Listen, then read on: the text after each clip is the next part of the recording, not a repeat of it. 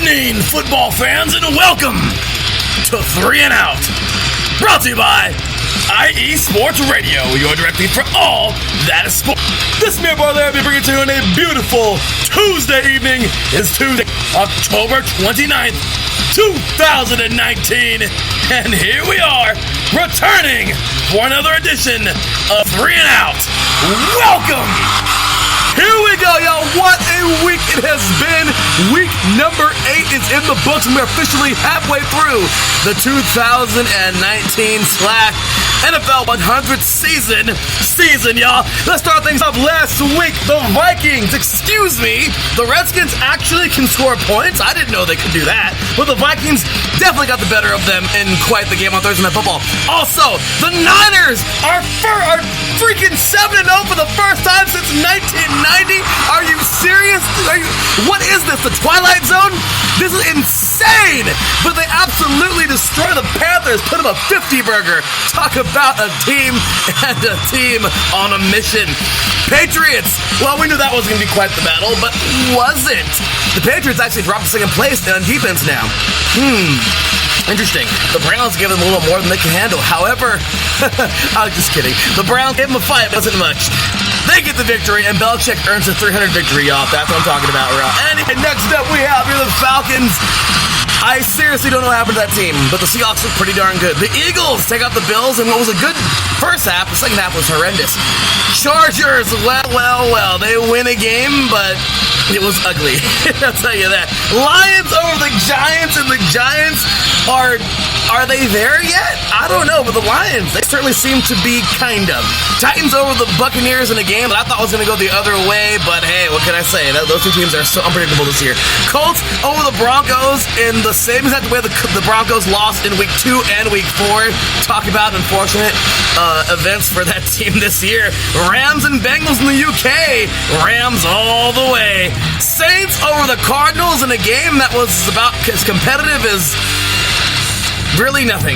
And then we have the Jaguars over the Jets in a very good game. Gardner Minshew is going somewhere. My Raiders collapse as usual. Good job, Texans. And how about them Packers holding their own? Matt Moore, how about that dude, man? And of course, last night, the Dolphins start off hot, but the Steelers will prevail. You're listening to 3 and Out, right here on IE Sports Radio, your direct feed for all that is sports.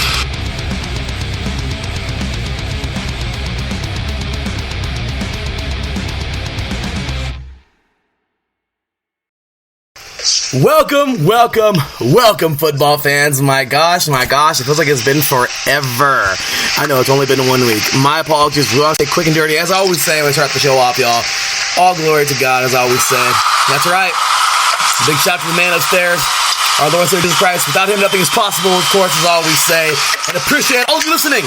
Because without y'all, we are absolutely nothing here at IE Sports Radio. So we definitely appreciate the heck out of y'all. Thank you so much. And thank you for putting up with me the last month, guys.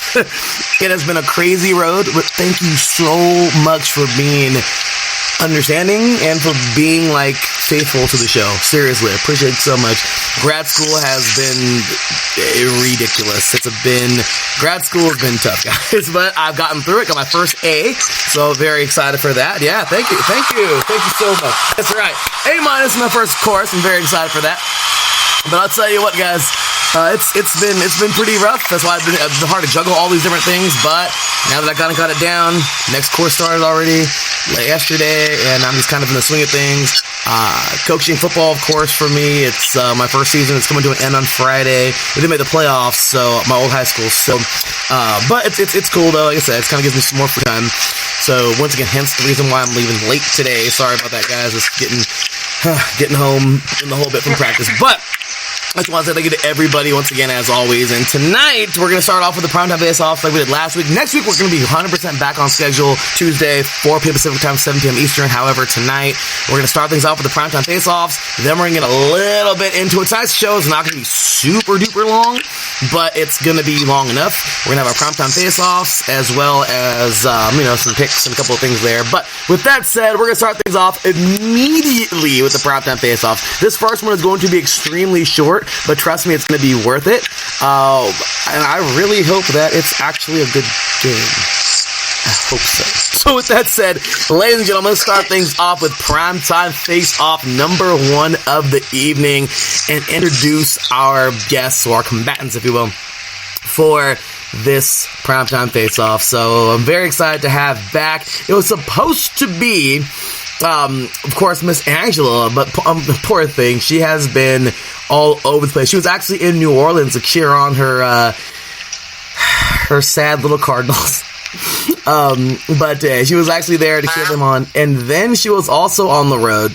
She was also, as you know, she works the Courage, and she was cheering on the Courage as well as they won their 3rd. Y'all, I can't believe it. Awesome stuff. The NC Courage, we'll be getting to that on Friday, but the NC Courage, they won their 3rd NWSL championship in franchise history. And they're second back-to-back, so she was, of course, cheering for them, and poor thing, she has, like, no voice, so she just, she's, like, she can't really talk a whole bunch. She's really bummed out. She really wanted to be here to take on Jess.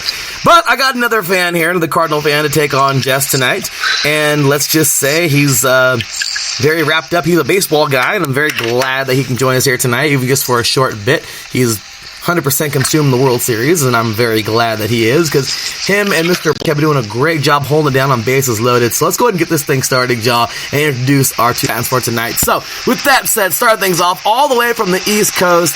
I know, it's crazy. It's crazy when you see the non-geographical fans, right? But you gotta love it. I love her story of why she is a Niners fan. Ladies and gentlemen, welcoming all the way from the East Coast. That's right. Die-hard. My gosh. Almost said Seahawks.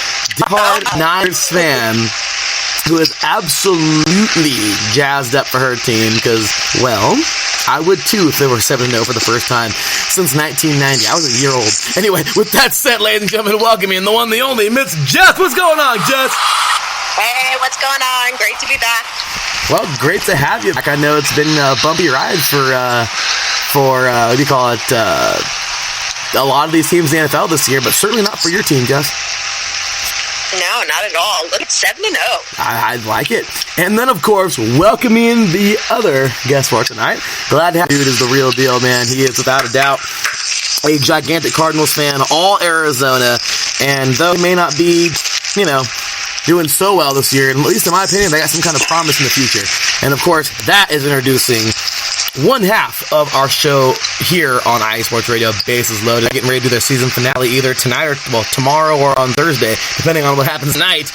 Ladies and gentlemen, welcoming Mr. Arizona, if you will. This guy's an all Arizona guy, and they gotta love it. And, of course, as I mentioned, one half of Bases Loaded here on iSports Radio, welcoming Mr.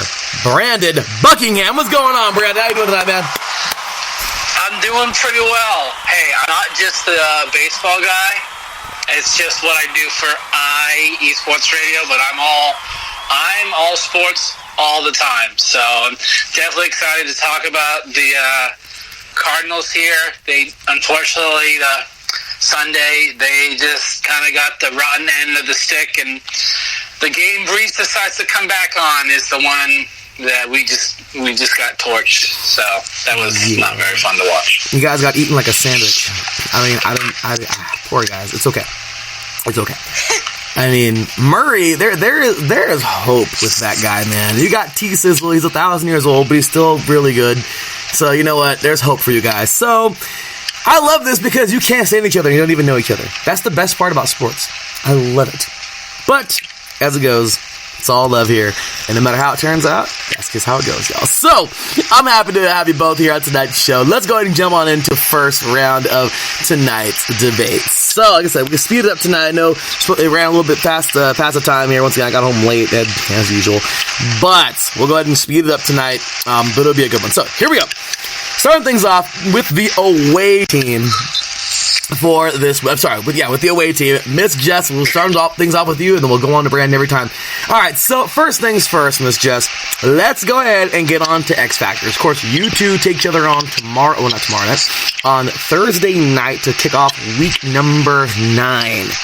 You're the first seed in the NFC right now. You guys are looking strong. I mean, there's nothing you guys can't do. X Factor. You probably have a ton of them, but who is your X Factor or X Factors if you guys win this game on Thursday night over the Cardinals? Well, we need Jimmy G to come through. He's been doing everything that they've asked of him, but we need him to come through. We need Kyle Shanahan to keep up with his awesome play calling, and of course the defense. Can't say enough about them. They just need to get in that backfield, rattle Murray's cage, and we'll be good to go. I love. Okay, well, there's your X factors. Alrighty, well, Brandon starts off, man. Who's your X factor? X factors for this game to help you guys knock off that mighty Niners team who has a pretty record and has not been blemished all season. Yeah, but the Niners have not beaten the Cardinals in some time, so I think that's the only thing we really have going for us. Is lately, the last few years, we've had their number. So that's because we've had a shitty pass rush and no quarterback. But go ahead. That is true. Before Sunday, I'm like, I don't think they could challenge them for it. But what that you guys did to Carolina, I'm like, oh dear God, if they beat them by 35, Carolina, are they going to beat us by 50 or 60? Just because that offense, other than Kyler, there are absolutely no playmakers on that offense right now. It's one thing they really struggle with. Line can't block. Doesn't have a true number one wide receiver. Fitzgerald may be the second best wide receiver of all time, but not very fast. He doesn't get open. But I think the X factor in this game is going to come down to the Cardinals' defense. If Chandler Jones and Suggs can pressure GG and make Jimmy G beat us instead of that run game, I think we can have a chance. And then we also got to get some picks. So Patrick Peterson definitely needs to step up there. So I'd say X factors would be Chandler Jones and Patrick Peterson. Okay, sounds good. Alrighty, so my bad, y'all. I usually have the clock going on for that, but I was setting everything up. So okay, now we get to the minute segments. But good stuff there for the X factors. Now let's go ahead and jump on in to the. Okay, let's go ahead and jump on in to the back and forth and have some fun with the weaknesses. So, I love doing this because this is begging for an argument. This is always fun. So, I want to know weaknesses. So, you will start first, Jeff. You will pretty much pick out whatever weakness or weaknesses you see on the Cardinals that you guys can exploit and take advantage of to beat them at home, well, on the road, of course. And then, after that, you will get a minute on the clock, and after that, Brandon, you will have a 30-second rebuttal to say, you know what, that's actually, yeah, I'd do that too against us. That makes sense. Or, no, not at all, stop it, you're dreaming, no. And then it'll pretty much go back, and after that, Brandon will have his chance to go ahead and talk about the weakness on the Niners, if you can find one. And then, those guys are rolling right now. And then Jess will have her chance to say, like, you know, it's pretty good. That's pretty, that makes sense. Or, no, stop it. No, not going to happen. So, altogether, it should be about 3-4 minutes long, but let's have some fun with it. So, alrighty, Jess, let's go ahead and get this thing started. You go ahead and pick out you have 1 minute on the clock. Pick out a weakness that you feel that your Niners can exploit on Thursday night. I would have to say the Cardinals' offensive line. We have a dominant front four that is a nightmare for any offensive line. So I would say this every week with just about anybody who we play. So yeah, I'm going to go with your offensive line. Short and sweet. Okay, well that makes sense. All right, so Brandon, you have 30 seconds, man. Are you going to defend your team or are you going to agree? The thing is, I can't defend them. It's true. That offensive line is straight garbage. I mean, they played a lot better this year than they did last year, but no. That line, in terms of the offense, is their biggest weakness. That's why they can't throw down the field, because literally don't have time. So they have to throw something within 3 seconds. So that's why you'll see these curls and flats and outs. Yeah, because they don't have time to have these guys run these digs, these posts. Yeah, that line is definitely a struggle, so she's not wrong. Right at the buzzer. Okay, well, Brandon, your turn. Go ahead and pick up 1 minute on the clock. Pick out your weakness on the Niners that you feel you guys can exploit to help you beat these guys and give them their first loss of the season at home. I I think their biggest weakness is that Jimmy G really has not been tested. He really hasn't had to beat any teams because that defense that front four is just ridiculous. So Jimmy G isn't having to do a lot. He just doesn't have to turn the ball over. So if they can force the Niners maybe to pass a little bit more, maybe we can force them into some bad throws, some bad reads, maybe force some picks. I think we have a shot. But if they can't stop them running the ball, it's not going to matter. Jimmy G is not going to have to throw the ball. Okay, Jess, though, what do you think about that? Do you think that's actually like, no, that makes sense, or no, stop it? What do you think? I don't necessarily agree. Only because, against the Steelers, Jimmy G had the touchdown pass for Dante Pettis. When we needed that, the go-ahead win. And, the past couple of games, just crucial third down throws that he's made to the one and only George Kittle. He's playing his game, and I think when his number's called and he needs to make that play, he's going to do it because he's shown that. Tight end Appreciation Day, and boy, did he get appreciated. I'll tell you that. So, yeah, quite the story yesterday. All these tight ends, that was pretty funny. But he certainly one of the best in the league, and he's only his second year, or third year, something like that. This guy's amazing. So, anyway, with that said, alrighty. So let's go ahead and jump on into the lightning round. I told you tonight was going to be pretty quick. We're just moving along. So into the lightning round, back and forth. This is where y'all pick the game plan. Now, this is always fun because this is where it gets kind of, the last one gets kind of chippy actually, but that was good. You guys behaved. Just kidding. But that was fun. Okay, so let's go ahead and jump on into the main, like I said, the main course and get into your game plan.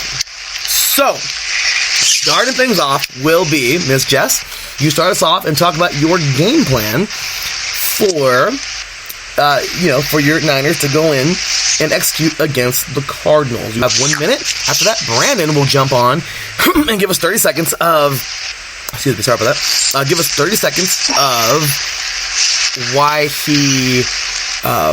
feels that that's actually a pretty good game plan, or no, stop it, pretty much the same deal. And then after that, Brandon will have his minute of talking about, his game plan against the Niners, and then just pretty much say, no, not going to work, or, you know what, that makes, if you guys can do that, you guys have a pretty good chance. Pretty much the same deal, and that's pretty much it, guys. So, short and sweet tonight. So let's go ahead and jump on into it. Just start us off. What is your game plan to knock off these Cards on the road and go to 8-0 on the season? You have 1 minute, begin. All right, I think our game plan is pretty much going to pound the rock. We're going to run the ball. That usually opens up the pass game. Maybe get George Kittle a couple more touchdowns. And that's basically it. Hopefully Matt Breida's healthy. I know he has ankle issues. But Tevin Coleman, he's been great. So pound the rock, open up the pass game, and play 49er football.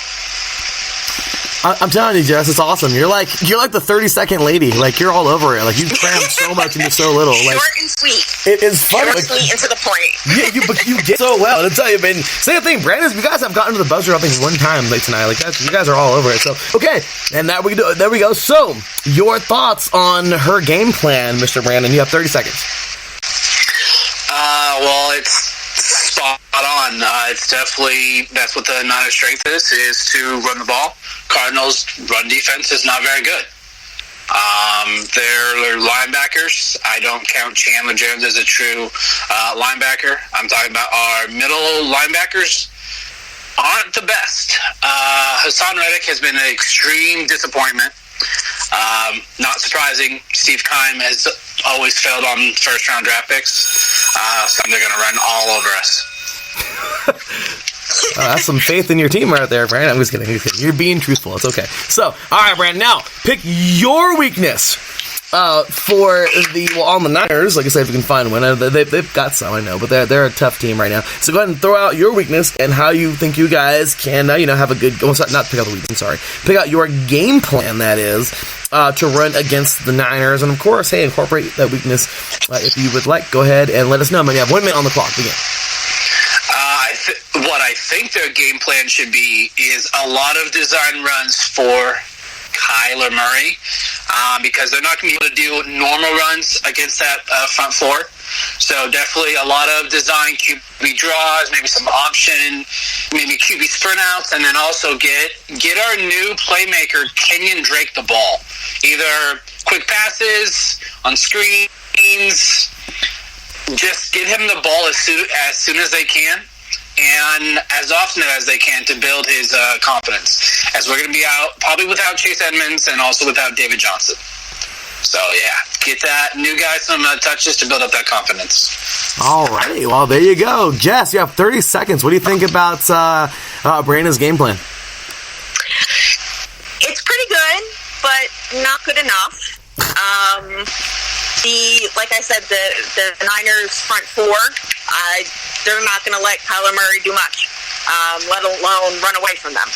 So we'll just have to wait and see. Jess, your confidence is through the roof. I'm just saying. I mean, would be too if I just put up a 50 burger. I'm trying to stay humble. Staying humble. Yo, yeah, that's real humble, Jess. I'm just kidding.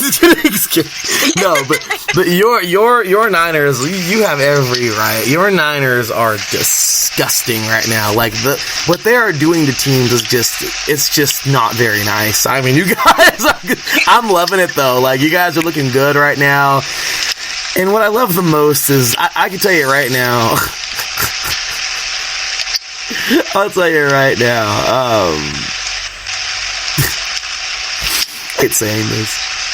I don't even want to say this, but now I've already started it, so I have to say it. It really makes me mad when I see teams that are, like, terrible. Like, the Niners were, like, garbage a couple years ago. They lost everybody. We were all like, oh, my gosh, that's going to be terrible. And now they're freaking 8-0, or 7, I'm sorry, Brandon. They're 7-0, and they're trying to go 8-0 now. And it's hilarious that, you know, we're talking about the Cardinals right now having a down year.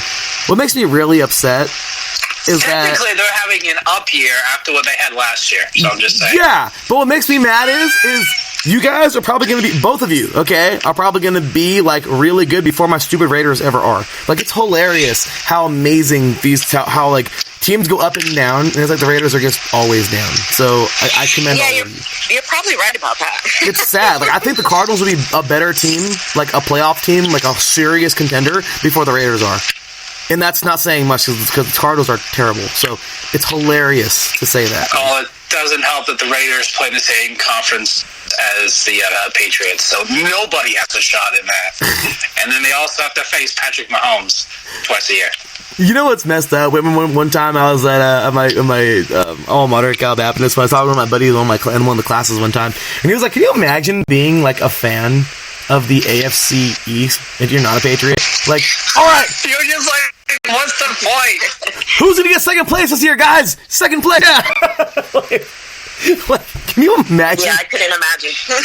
That would make me so mad. Like, every year I just fight for second because you know you're not getting first. Like, that's terrible. But anyway, with that said, y'all, well, anyway, that was like short and sweet and to the point, and there it is, y'all. So huge applause to both of our combatants tonight. That was fun. They're having a talk football, both of you. Let's go ahead and get on over to the voting poll. I know that it's not going to be much of a surprise, so I'm not even going to make it a build-up. It was overwhelming, but there are some Cardinals out there. We didn't have a whole lot of votes today, once again, because I know I got everything out there kind of late, so my apologies. But without further ado, ladies and gentlemen, I'm not going to give you a big build-up, because I think everyone knew it was kind of overwhelming. But the Niners, the listeners are taking the Niners. 71% of you are taking the San Francisco 49ers to win this thing coming up on Thursday night, which, hey, trust me, if this was my Raiders, I wouldn't even be mad. Like, I know. Like, if I wasn't a Raider fan, I'd be picking against the Raiders. So, I mean, I know, trust me. So, I understand, wholeheartedly. And I know Brandon does too. He's like, he would totally go with them too if I wasn't. I mean, more than likely. But I think if the Niners hadn't put 50 on the Panthers, I'd feel a little bit better. But the fact that they just put a 50 burger and Bosa almost takes a pick to the house, I'm like, oh dear God. 50 burger. I was like, oh yeah. Burger.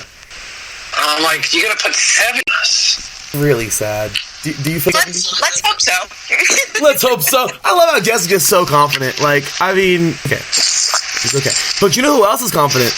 coming up in just a few moments here in our second primetime face-off, we have Mr. Pete Garofalo. And he just happens to be a Patriots fan. And let me tell you guys, and Pete's probably listening right now, oh, Larry, shut up already. But let me just say something funny real quick while I'm gathering both of them together for our next primetime face-off.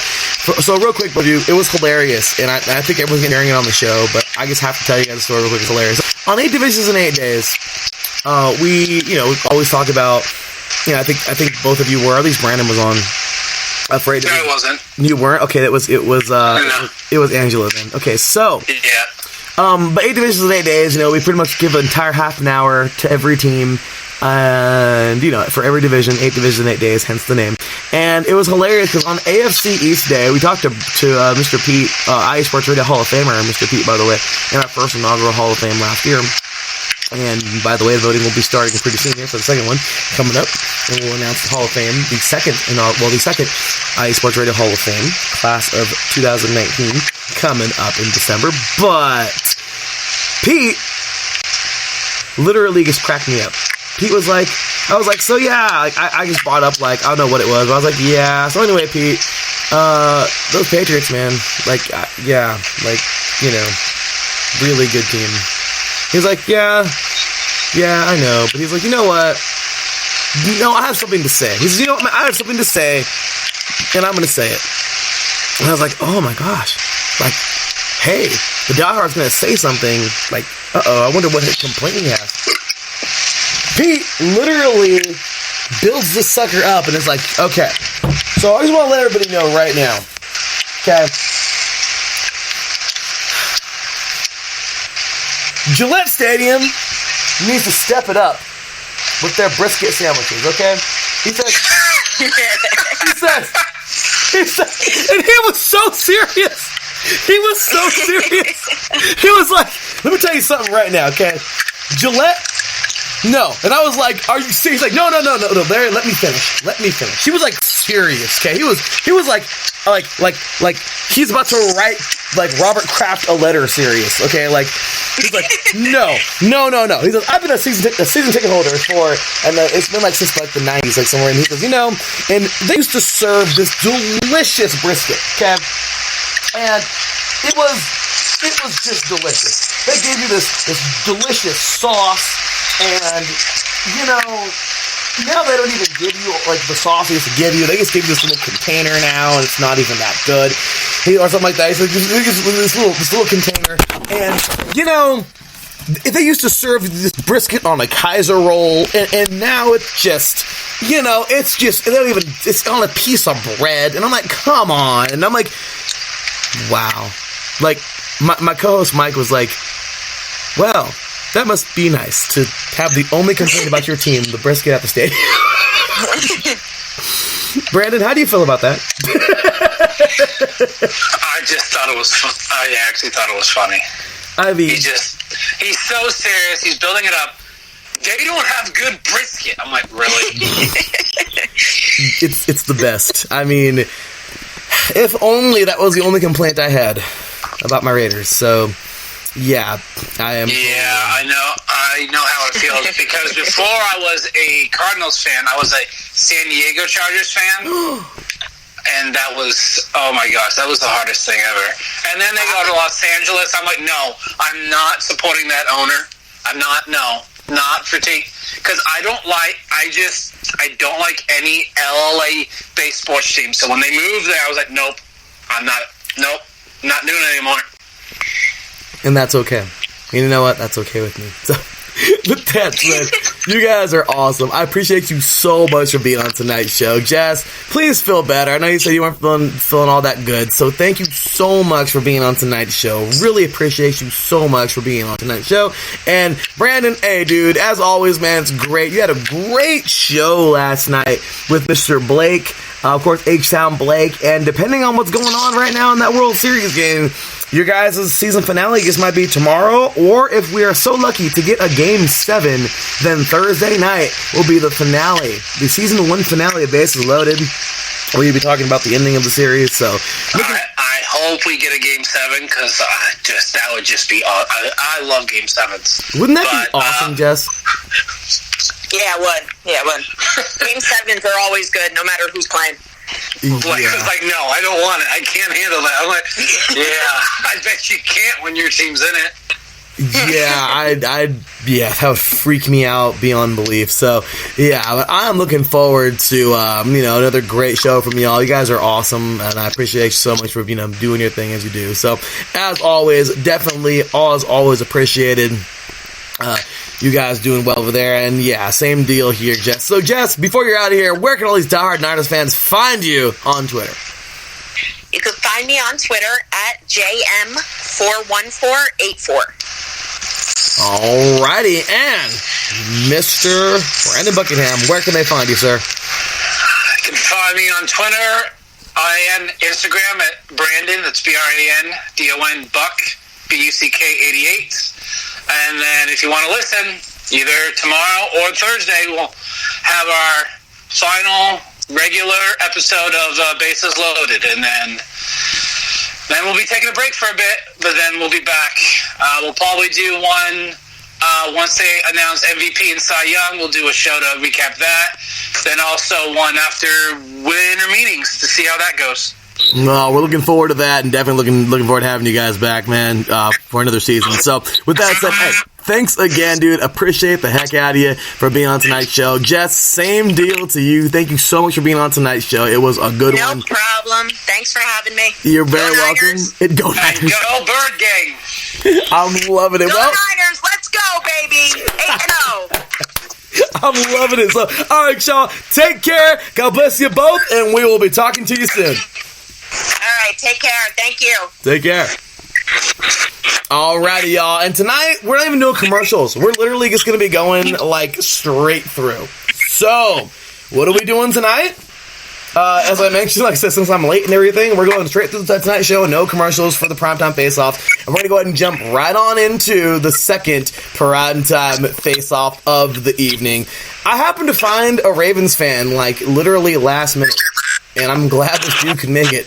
It was a pretty fun one. It was kind of tough because I have a ton of Ravens fans, but no one is available. And of course, we went with the Hall of Famer tonight to take him on, the iSports Radio Hall of Famer, Mr. Pete Garofalo himself, the Patriots fan. Because we have a pretty good little fight on Sunday night that has playoffs written all over it. Ladies and gentlemen, primetime face-off number 2 starts now. Here we go. All right, y'all, so starting things off here, representing the away team. He is, as I mentioned before, IE Sports Radio Hall of Famer and the inaugural IE Sports Radio Hall of Fame class last year. This dude's the real deal, man, and I'm just really glad that we could have him here back on the show tonight. Every one of his primetime face-offs turns into a friendship. I'm serious. I'm so serious. He does not, he's not a mean dude. He's always so cool with his primetime face-off combatant. It's hilarious. Tonight, let's see if this is a good one or if this Ravens fan is not very nice. We'll find out. Ladies and gentlemen, once again, welcoming the one and only Mr. Pete Garofalo. What's going on? What's up, Larry? How you doing? Good to talk to you, buddy. Glad to have you back on the show tonight, man. And are you ready for tonight, man? Should be a good one. Yeah, already, man.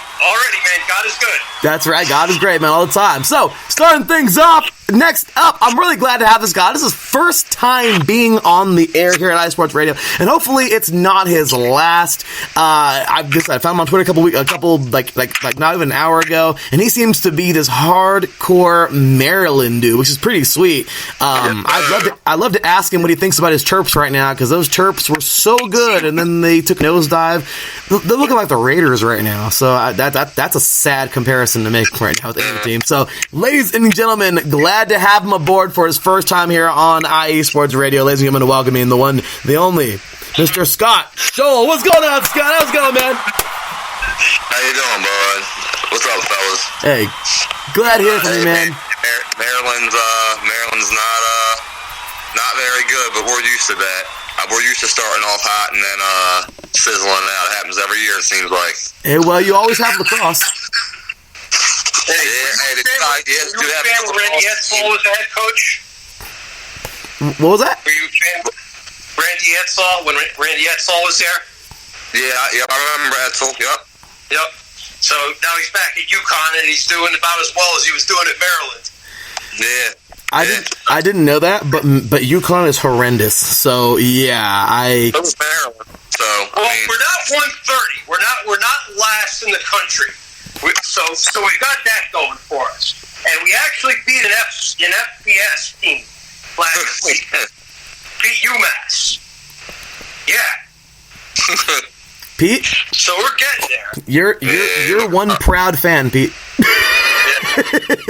Sorry, it's okay. I mean, I didn't even, there's like in this state, it's like, they're saying because they built the stadium and they didn't build it on campus, they built it in East Hartford. Like they're saying, should they have built it? And I'm like, yeah, they should have built it. I mean, it's like the team is, it was worth, it's worth a shot. I mean, they're bad now, but that doesn't mean they're going to be bad forever. Well, It's never been known for their football program, but they're a basketball school. But so is North Carolina. So is Nebraska. that was Maryland. Yeah. So is Maryland. actually, Maryland's not too shabby. March Madness last year. I Hey, believe. number 7 in they're number 7 in the AC's rankings. Number 7. UConn is the one school in the country where women's basketball makes more money than football. Honestly, I think that UConn's women's basketball team is the most successful team ever in the history of sports. Like, Yeah, ever. it is. Yeah. Ever. Yup.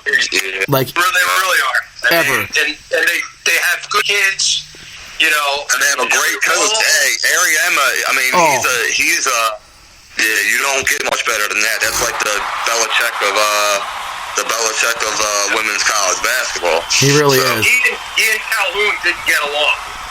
But he and Dan Hurley seem to be getting along just fine. Interesting.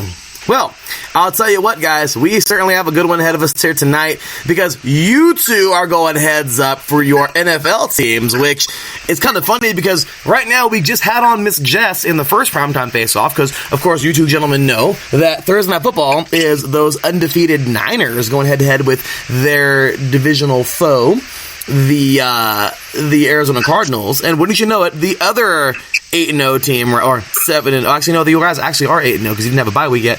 The Patriots right now, undefeated, looking strong, and just so you know, Pete, right before you got on air, I had to tell your brisket story, man. I'm sorry.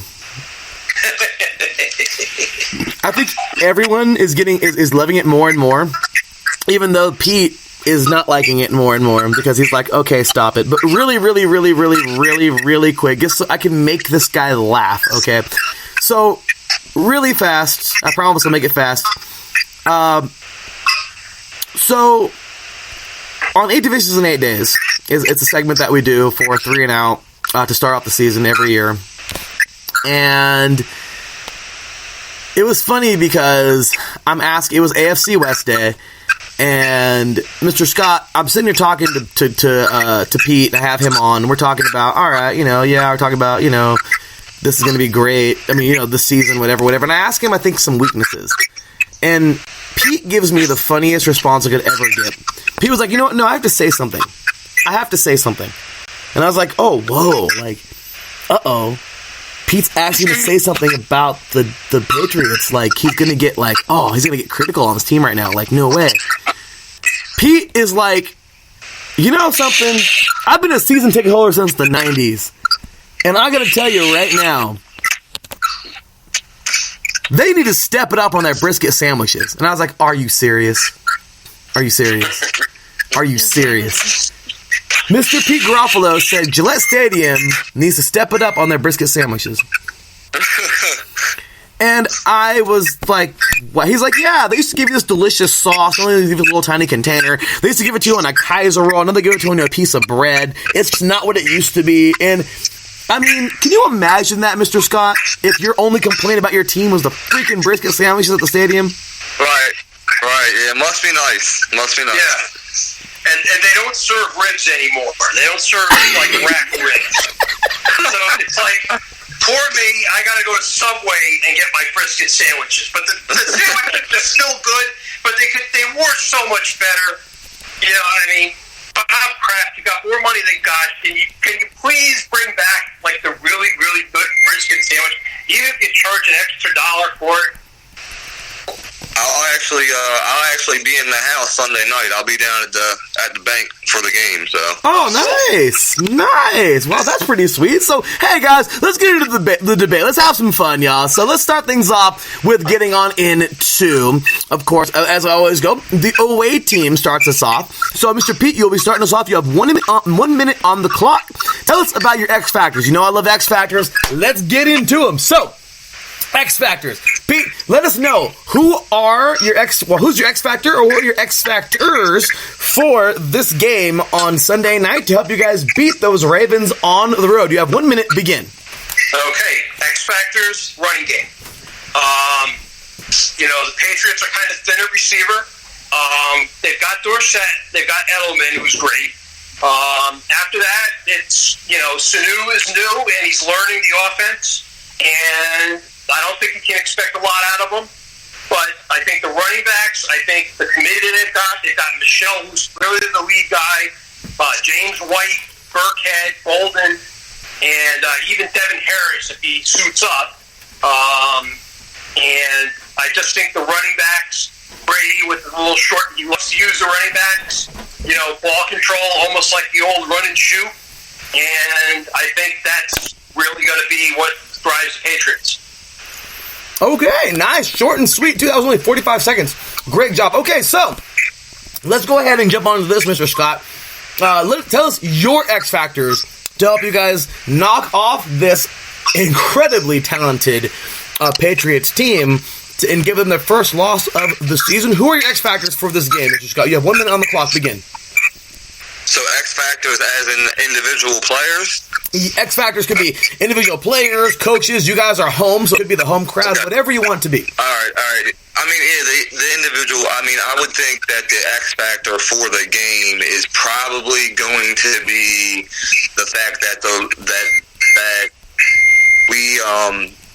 if Marquise Brown's back and healthy, if he is back and healthy, I think he will be the outlying factor as long as we can get in. New England likes to run man defense, a lot of man defense. You can beat them with screens, a lot of short things. You're not going to be able to throw the ball deep on them much. Stephon Gilmore is he's locked down, man. So I think the X factor, if we're going to win this game, has got to be Marquise Brown. He's got to have a big game, and it's not going to be deep throwing. It's got to be in the screen game, jet sweeps, things of that nature to try to get him out in open field. Right at the buzzer, man. I mean, great job. Okay, so X Factors are out of the way. Let's move on now into the back and forth round now. We're starting to talk about weaknesses. So, here we go, Pete. You have 1 minute on the clock. You know the drill. Pick out a weakness for the, pick out a weakness on the Ravens that you guys can exploit, or a couple of them, however many you want to, and talk about how, of course, you think your Patriots can exploit them and, use them to their advantage to beat them on Sunday night. You have 1 minute, begin. Okay. Well, I think, like Scott said, Marquise Brown going into the game, questionable. Mark Andrews seems like he's questionable every week. Tight end, like him a lot. Ingram is, and I think that the key is that if you can hold those guys back and you force Lamar Jackson and you pressure him, because he's still young, he's improvisational, he's a lot of fun to watch. I think if you force him, the defense is good enough that if they fluster him, then I think that, Baltimore's going to have a hard time scoring. They're going to have a hard time scoring touchdowns. And the only way you're going to beat the Patriots is to score touchdowns. They're not going to do it by field goals. Okay, well, there you have it. Now, you have 30 seconds on the clock, Mr. Scott. Tell us what you think about what Pete has had to say right now. Do you necessarily agree that that's a weakness, and you know what, that makes sense? Or no, stop it, you're dreaming, not going to happen? What do you think? I think that could be seen as a weakness. Lamar is still young. Belichick's going to throw stuff at him he's never seen before. So I think that he is right. I think that Lamar is improving every week, but he's still not. He does get flustered in the pocket. His awareness still isn't quite of a veteran quarterback. And like you said, the improvisation skills are great, but yeah, it's definitely a weakness with him getting pressured, and that's how you can force him into making mistakes. And turnovers in this game is going to play a huge factor. The Ravens can't win the game if they turn the ball over. Makes tons of sense. So, okay, next up, same thing, just the other way now. Scott, start us off, man. Tell us how you feel now about a weakness, if you can find one, on this freaking juggernaut Patriots team. Yeah, right. Pick out a weakness that you feel that your Ravens can exploit to help you guys win this thing on Sunday night. You have 1 minute, begin. Hey man, well, let me start this off real quick by saying the New England's defense is one of a kind, and I'm used to seeing great defenses. I've been watching them my whole life. And it's crazy to see the numbers they're putting up. However, the run defense, they have not looked too sharp as of late. They gave up 100 yards to the Skins. They gave up 150 yards to Chubb last week. So the goal is going to be run the ball, because we're successful doing it, 200 yards a game, best in the league. Run the ball, keep Brady on the sideline. Brady can't score when he's on the sideline. So like the New England fan said, the Ravens can't, we can't score, it's going to make it tough to score points, but it'll be tough on them scoring points too if we can win the time of possession, which in return, I think if we win time of possession, chances are we're going to win the game. So that's it. At the buzzer, too. Nice work. Okay, Pete, you have 30 seconds, man. What do you think? Do you think that's pretty good? You pretty good? Or, you know what? No, not going to happen. What do you think? I think he's on point. I do think that the Patriots do, they did give up 100 yards to Chubb. I think it needs to be pointed out that Chubb, on his biggest run, fumbled. He fumbled, they knocked the ball out of his hands, and they lost the ball. And it drove me crazy because it was poor coaching on the Browns' part, but it was also opportunistic on the Patriots' part. And, to his point about the Patriots' defense, as long as I've followed this team, this is probably the best defense I've ever seen. I mean, they're just strong, from the line to the secondary. They make things happen. I mean, Ingram is dangerous. I've always liked him. I think that, he can do damage, and they just got to stop him. Great job. Sorry about that. I went a little bit over there. Sorry about that. I was checking on the other. No, we were getting close to the other territory for the other face-off, because I was a little late today. My apologies, guys. But, okay, so let's move it right along and get on into... we're now in the lightning round, as I mentioned. We're going back and forth. Now we get into the last round here and talk about game plans. This one's always fun. So let's go ahead and talk about it, shall we? So, once again, Mr. Pete, you are the away team. Let us know about your game plan. What do the Patriots have to do when they go into M&T Bank Stadium on Sunday night to beat these guys and go 9-0? And my gosh, if you guys do that... I don't know. 2008 was 07-08. That might be brought up again. I don't know. But we shall see. Mr. Pete, you have 1 minute on the clock. What is your game plan for your Patriots to beat these Ravens on Sunday night? Well, I mean, the Ravens almost beat us in 2007 at M&T, if you remember that. But I think just what they have to do is the defense has to establish itself early. Brady has to, beat the defense with short passes, occasionally airing it out to Edelman, Dorsett, work Sanu into the offense. I think take the crowd out of it, keep the Ravens out of the end zone. I mean, I say it every time I come on, as long as the Ravens don't score touchdowns, they're not going to win. And if they can do that, which is not as easy as it sounds, they can do it. But, I mean, it's going to be a tall order because the Ravens are a really excellent team. They're well coached. John Harbaugh plays to win, which I love. And it's going to be tough. And it's going to be close. And it's going to be hard. Well, absolutely. Great job right at the buzzer, man. So, okay. With that said... Your thoughts on the game plan? Do you think that's pretty spot on, Mr. Scott? Or are you thinking, you know what? No, this is not the way it's going to go down. You got 30 seconds. What do you think? I mean, I think that has to be their formula if they want to win the game. Taking the crowd out, it's a big thing. But I don't really think it's as huge as maybe what he thinks because they got vets over there, man. Tom Brady isn't going to be rattled no matter where he plays. I mean, we're going to be in there noisy, but I mean, that's not. I don't think that would really play as much as a factor as what everyone else would think. Not when you have someone like Brady at the helm. So I disagree in that point. But I do think that they do have to. The defense would have to establish itself early, stop the run, force a couple 3 and out, take the crowd out. Absolutely. Okay, well, let's go ahead and jump on into your thoughts now. It's the final round, back and forth. All right, Mr. Scott, start us off, man. You have 1 minute on the clock. Give us your game plan for your Ravens to knock off these Patriots on Sunday night.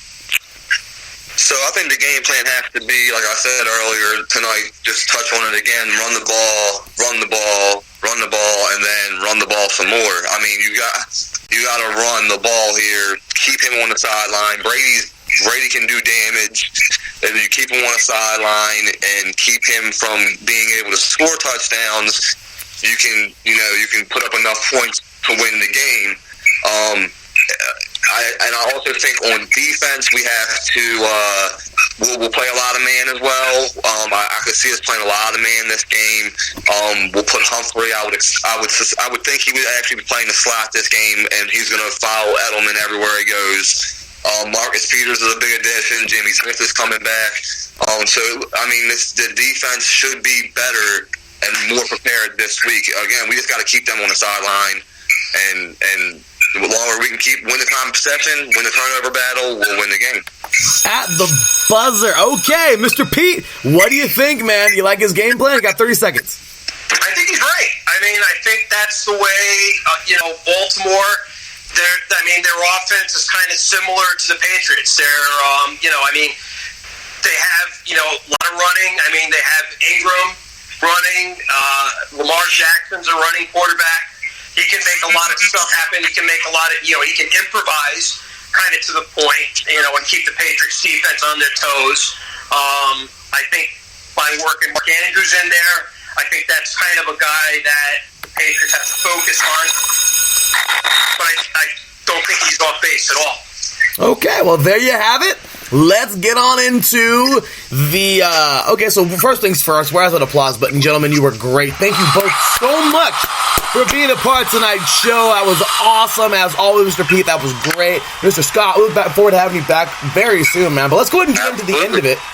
Oh, absolutely. It was great having you, man. So let's go ahead and jump on into the voting poll, and let's see what the listeners thought. Today, I know it wasn't, oh my gosh. Well, I'm not going to say this is the full result of what I was about to say, but today was really kind of pieced together, as I mentioned in the beginning of the show. Today it was late. It's the last week of the season for the high school. My alma mater, I graduated from high school that I'm coaching at right now, and my master's hit me right now. My first semester of my master's kind of threw me for a loop and getting used to it. So I got kind of thrown off these last couple of weeks working on my project for the end of my first class and all that. So I didn't even know if there was going to be a show this week. Unfortunately, there wasn't a show last week, so it was like, but I kind of threw everything together today. The voting polls didn't get a whole bunch of votes, but we did get a good number of votes. Well, only 21 for this one. But I'll tell you what. I think the people want an upset. Because 52% of you are picking the Baltimore Ravens to defeat the New England Patriots at home on this Sunday night. My gosh. I mean, like I said, there's only 21, and there wasn't that many voters today, so just not a lot. But for those who did pick, I think they want to see the Ravens win it. I mean, your thoughts, Mr. Scott? I mean, everyone wants, a lot of people want to see, there's a lot of people that don't like the Patriots, let's just be real here, so a lot of people naturally want to see the Patriots lose regardless of who they're playing, so that might be a little bit tainted, but I do think we have a real shot at winning this game. We're different, we're one of one. We are one of one. There's no other offense that you're going to see like this in the league. It's different. It is. It's a different offense. I just think that we can have different looks. We're going to mix some things up a little bit, I think, but I think that we can pull it off. But again, with the fan vote, like I said, it could be tainted because everyone wants to see the Patriots lose. Well, there you go. Mr. Pete, your thoughts on that crazy little voting poll there? I think it's about right. I mean, I think, the Patriots are good, but I think, they're on the road. They're playing, probably the toughest team they've played all year. Lamar Jackson, I can't say enough good things about him. He really changed the dynamic of the team. They just, the defense isn't as high profile as it's been in the past, but it's still very good. The skill players, like Andrews, I think Willie Snead is underrated. I think Marquise Brown, if he plays, he's going to be dangerous. I could see Baltimore winning this game. I mean, in 2007, they had the Patriots beat, but ironically enough, Coach Rex Ryan called a timeout just before the Patriots ran fourth down, and the Patriots stole that game. I mean, they literally stole it. They should have lost. And would I be surprised to see the Ravens win on Sunday night? Absolutely not. Alrighty, well, I'll tell you what. Oh, I got some feedback from somebody. I got a little feedback there. Let's see if we can go on out of there. Sorry about that, guys. But with that said, that was absolutely great job tonight, y'all. Like, seriously, amazingly great job. Appreciate you all so much for being on tonight's show. There we go.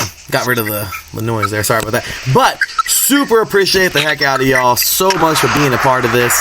And really, I thank you so much for lending your time as always. We'll start with the away team as always. Mr. Pete, where can these diehard Patriots find you on Twitter and anywhere else you'd like to share? All right, you find me on Twitter, Facebook, Instagram at PGAR58, PGAR58. And if you're at Gillette Stadium and I'm there, I think the next game I'm going to is the Chiefs. But if anybody's there, stop by Section 101, say hi. That's what I'm talking about, man. I'd love to go hang out one day over there if I'm ever in the Northeast. Also, anytime. That would be awesome. Mr. Scott, where can these diehard Ravens fans find you on Twitter, good sir?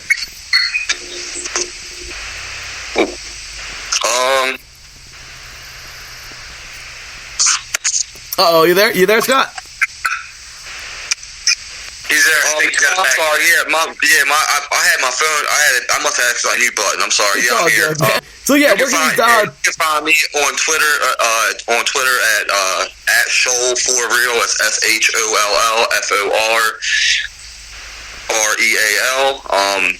Twitter or Facebook, same thing. Scott Shoal would be an FHOLL for the last name. So you can find me on Twitter as well. As for coming to the stadium, I do attend most Ravens games, as many as I can attend, usually around 4 or 5 a year. Sit in section 310. So if you wanted to come stop by and check us out, we also tailgate in section B. So, yeah. That is awesome, man. I love the screen name, by the way. I remember Soul for Real. That's old school, man. That's awesome, man. That's awesome. So, all right, man. Great stuff there. And, gentlemen, I appreciate you so much for being on tonight's show. Once again, I appreciate you so much for stopping by here tonight and being a part of it. It has been awesome. Anytime, man. Anytime. Hey, man, looking forward to having you back, both of you. Always a pleasure. Appreciate you, man. Thank you guys so much. Take care. God bless you both, and we'll talk to you guys very soon. Yep. Talk to you soon, Larry. All right. Alrighty, y'all. Well, there you have it. Once again, another great couple of dudes, man. Always great being on. Always great having everybody on this show. We always have tons of fun with it. And awesome people all the way around the board. So, as I mentioned, we are, just kind of moving through tonight's show. We don't really have the structure has been so out of whack. Once again, it's like, apologize to all of you guys for just being a little bit out of the loop due to grad school and everything going on. So, Really appreciate y'all, though. Thank you so much for sticking with me. Like I said, next week we are 100% back to the OG schedule, and we will be good to go. But yeah, these last 2 weeks have just been something else. But as I always say, I appreciate the crap out of you guys for sticking with it and for being with us here, for sticking with IE Sports Radio and showing us love, all of the great shows we have here to offer. We really appreciate you guys so much for showing us love and for sticking with this here. So we appreciate y'all. With that said, we are actually, I thought we were going to jump into our next face-off, but unfortunately, we are probably going to take ourselves a quick break because I can't seem to get a hold of one of our combatants, but I will get a hold of him shortly. Once again, probably get stepped out or something, so we'll go ahead and get a hold of him real quick. But with that said, y'all, we're taking ourselves a quick break, and when we get back, we're going to go ahead and jump right on in to our third and final primetime face-off of the evening as we get ready to talk about Monday Night Football. Those Dallas Cowboys getting set to take on those New York Giants. Are we going to have an upset? Or is that Dallas Cowboys team, who has been surprising in a couple of ways, not all good, going to prevail at home? Or sorry, no, on the road, interestingly enough. So should be a pretty interesting fight here. I'm really excited to see how well this team can do. And what I'm most excited about is to see if this youngster, man, you know what? I am really excited to see him continue playing. And he has really, in my opinion, just come a long way in a short time. So could the rookie, okay, and yeah, the rookie, I'm talking about Daniel Jones, guys, can he step up to the plate and take on this really tough Cowboys team? Or will this Cowboys team eat him and his Giants for lunch? We'll find out. So with that said, y'all, we're going to be on the other side of this break. And there you go. As a matter of fact, I found out the reason why. Apparently, Mr. Keith is having problems with his Skype, so we might have to just do the phone call thing. But with that said, we will see you on the other side of this break. Once again, you're listening to 3 and Out right here on IE Sports Radio, your direct feed for all that is sports. We'll be right back after this. Drivers, start your engines.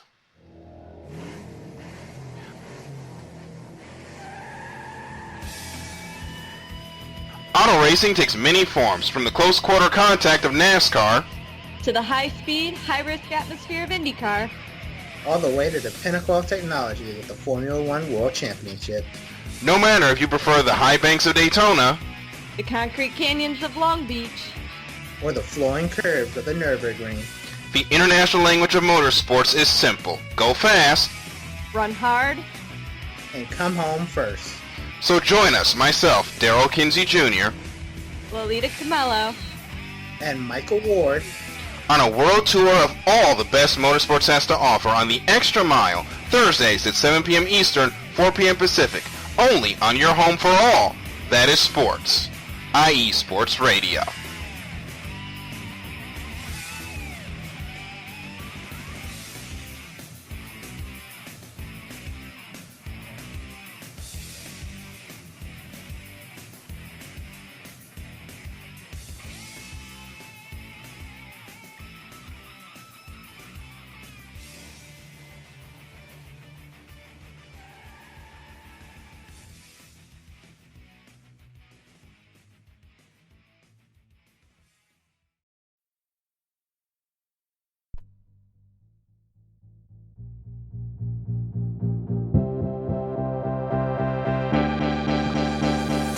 Hey guys, it's Blake Henley, better known as H-Town Blake to some of you. Happy to announce that Faces Loaded is back in full force. We'll be bringing that high heat every Tuesday night here on IE Sports Radio. So come home, get ready, dig into that batter's box, and see if you can chase that high heat, baby. So we'll be coming to you live with all the stats, all the rundowns, all the division rivalries, and every team that's going to make the playoff push to get to that one and only October and get to the pinnacle of what baseball is, to hoist that Commissioner's Trophy when it's all said and done.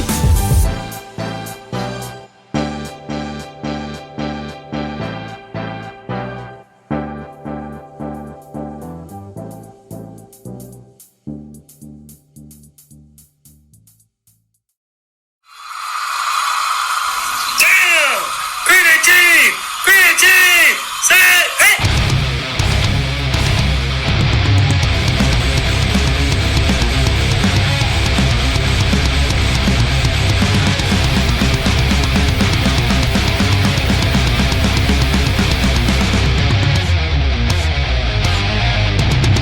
going on, football fans? This is me, your boy Larry B, inviting you to join myself, Callum Reynolds, Mike Pat, and John Felipe for one of the most electrifying football shows you have ever heard. 3 and Out, right here at IE Sports Radio. Recap of the week before, a preview of what's to come, and of course, 3 hardcore head-to-head primetime face-offs each week. You don't want to miss it.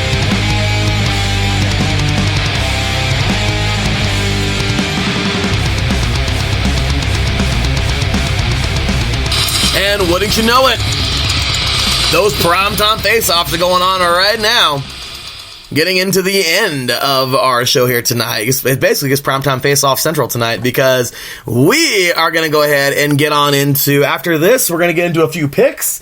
I'll get into a little bit of a recap for you guys, but as I have been announcing, actually gets to the group only, but for you fans out there, you diehards, don't be, it was supposed to be today, unfortunately, but it's all coming together. Friday is the day. Be ready, y'all. Make sure you added us on YouTube, at IE Sports Radio on YouTube, because my very first YouTube video about sports, of course, or, regarding football, and my new YouTube series, Goal Line Stand, will be coming your way Friday at 12 p.m. Pacific Time, 3 p.m. Eastern Time. It's going to be pretty fun, and I'm going to get a good, heavy breakdown but they're going to be quick. That's going to be kind of funny. It's about a 30 to 40 minute YouTube show, but it's going to be awesome because it's going to be in depth, and it's just going to be awesome. I'm looking forward to it. And I'll be talking, of course, breaking down all the NFL games. We're going to get into some Division I, the FBS, of course. We're getting close to the college football playoff, and we'll be playing, of course, one of my favorite games to play. I actually stole it from Nico Green here on IE Sports Radio from the Neutral Zone if the playoffs started tomorrow. But we'll be talking about that, of course, since the playoff picture is officially taking shape now after Week 8 of the NFL. We're going to talk about the college football playoff and what that would look like if the playoffs started tomorrow. And then we're going to jump into FCS, Division II, Division III, the NAIA, and, of course, NJCAA and the CCCAA over here in California, and high school football, y'all, national high school football. We just had number 1 and number 2 in the country, and they're only not even 30 minutes away from each other. Over here in Southern California, St. John Bosco take on Mater Dei. Mater Dei got the better of St. John Bosco in that one. Awesome stuff. So trust me, y'all, tons of great stuff coming your way. All football is going to be awesome. So check it out on Friday, Goal Line Stand. So I'll be talking, of course, tonight. I'll give you guys my picks, and I will be talking about that, of course, coming up. But the show won't be too much longer, kind of a shorter show today. But like I said, next week, we'll be completely back on track. So here we go, y'all. On track with our third primetime face-off of the evening, and it's going to be a good one, y'all. Let's go ahead and jump onto it. Starting things off here, we have the away team. As I mentioned already, this is the Monday Night Football, by the way. We have Monday Night Football, the Dallas Cowboys taking on the New York Giants. Let's get it! All right, y'all. Representing the Dallas Cowboys, he is, of course, about as Texas as you can get. He's so Texas, that's his name. Ladies and gentlemen, welcome in for a second time back here on IE Sports Radio on 3 and Out. Glad to have him back. Glad to have him a part of the show, and definitely glad to have him here to represent his Cowboys. Ladies and gentlemen, welcome in the one, the only, Mr. Texas. What's going on, Texas? How you doing, man? What's up, y'all? Good to hear you, man. How have you been? Been good. Y'all voted for the wrong team last time I was on, so hopefully y'all go right. That's right. They picked against your Cowboys last time. It was kind of like today. Today we didn't have a lot of voters because I just put out the votes last minute, the voting polls. So I don't know. We'll find out who picked who this time around, but we'll get to it. With that said, we are also now going to get on over to our away team, our home team, and wouldn't you know it, he's actually, this guy, this guy's the real deal, man. A lot like Mr. Texas. This dude was a part of, I think, 8 Division 8 days. And if he wasn't 8 Division 8 days and he was part of a Primetime Face-Off already, this dude's the real deal, man. Glad to have him here tonight. His Giants are anything but spectacular, but there are sparks of greatness. And my gosh, if they come together and are able to upset this Cowboys team, not trying to say that'll happen, but my gosh, would that create a stir. Ladies and gentlemen, welcome in. Back, I think, for a second or third time. Correct me if I'm wrong. Ladies and gentlemen, welcome in Mr. Keith. What's going on, Keith? How you doing, man? I'm doing great, Larry. How are you doing tonight? I'm doing my best, brother. Just hanging in there, trying to, get on through the show and get on through the week, so that way next week can start and it can be back to normal. Yeah, Tex, how you feeling, brother? Hey, brother. You know how that goes, man. Freaking high school season's just coming to a close. The kids are playing their last game of the year coming up on Friday, and though I'm going to miss coaching them on the field, it's kind of cool because I get my evenings back for a little bit, you know? I've been there, man. I understand where you're coming from. You know how that goes, brother. So with that said, all right, y'all, let's bully. Here we go into round number 1. I want X Factors, and I love me some X Factors. Here we go. Texas, you are the away team, man. You're going to start us off. Let us know, who are your X Factors for this game? And let us know, of course, your X Factors and, who you think is going to win it. I mean, I'm sorry, who thinks is going to win it. Your X Factors for this season. For this game, and why you think they will help you guys win this thing on Monday night. You have 1 minute on the clock. Begin. All right, so I have 3 X Factors on the defense, and I have 2 on the offense. The 3 on the defense is Michael Bennett. We just got him in a trade from the Patriots. Thank you, Patriots, for being stupid. Also, Leighton Vendresh, one of our linebackers, and then Jalen Smith. I want to see what they do against Saquon Barkley, and I want to see how Michael Bennett fits in with our defensive line, along with Robert Quinn and DeMarcus Lawrence. On our offense, our X Factors is Ezekiel Elliott and Tony Pollard. Y'all's rush defense is one of the worst in the league, giving up 102.4 yards per game. That's 22nd in the league. So if we can continually run the ball on y'all, and that'll open up our pass game, Amari Cooper, Michael Gallup, name it. Jason Witten will destroy y'all. I got the Cowboys winning 42-20. Man, so yeah. Texas he jumped to the last round already. My gosh. But all right. So, with that said, Keith, how about you, man? Let us know your X Factors for this game. You have 1 minute on the clock. Begin. All right, so our X Factors, I'll start on the offensive side of the ball. I'm going to go with Saquon, probably the most dynamic back in the game. Granted, the ankle is hobbling him a little bit, but I think as that keeps healing, he's going to get better. Daniel Jones, if he can just keep progressing the way that he is, limit the turnovers, and Evan Ingram offensively. I think if he can get going, he's going to be hard to contain and hard to stop. Defensively, it's got to be the defense as a whole to be the X factor. I mean, the pass rush has been showing signs of getting better. Secondary, we won't go there. But if the defense as a whole can show up the way that they played against the Patriots, I can see us pulling off the upset. Well, that would be something, man. You guys are definitely a good team, but those Cowboys have been playing at a good level. We'll see, man. So, next up, let's go ahead and go on into the back and forth round. And we'll go ahead and talk about the weaknesses. So, starting us off, Texas. Start us off, man. Give us 1 minute on the clock of you talking about the weaknesses of the Giants and how you feel you can exploit, or the weaknesses that you feel the Giants have, and how your Cowboys can exploit them to beat them on Monday night. You have 1 minute. Begin. Well, anything on the Giants' defense is a weakness. On the defensive points per game, is 27th in the league at 27.2. Defensive yards per game is 28th, which is 382.8 yards per game. And defensive pass yards is 25th in the league at 264.4 yards per game. If we can exploit their defense, which will have the ball quite often in that game, in that stadium, we'll get ball first, run out most of the first quarters, and then if it's a close game, I see us scoring big in the second half to pull away, just like we did against Miami Dolphins. Also, the other weakness I see from the Giants is Daniel Jones.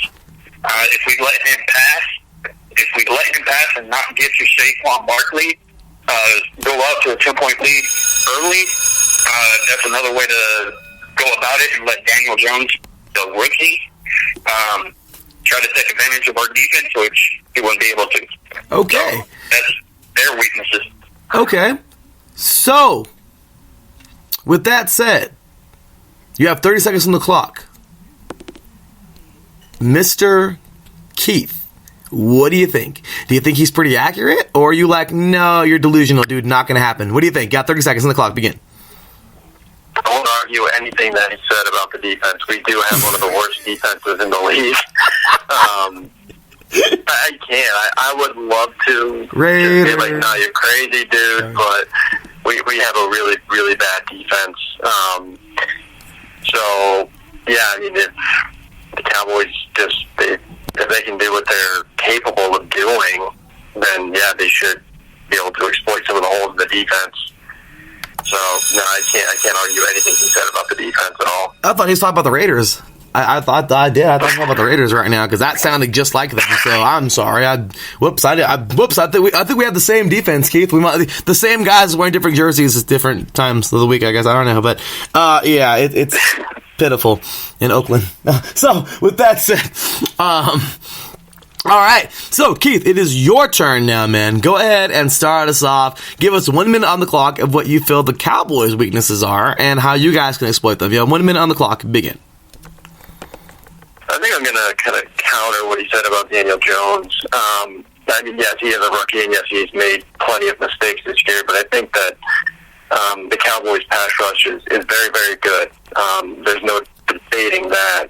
But I think if we can get the ball matched up against some of the guys in the secondary is probably the weakest part of their defense. They've got a really good front seven, so getting around those guys is going to be difficult, but I think if we can get the ball into the secondary, we've got an okay chance. And the other thing I think we can try to take advantage of is some of the injuries they've got along the offensive line.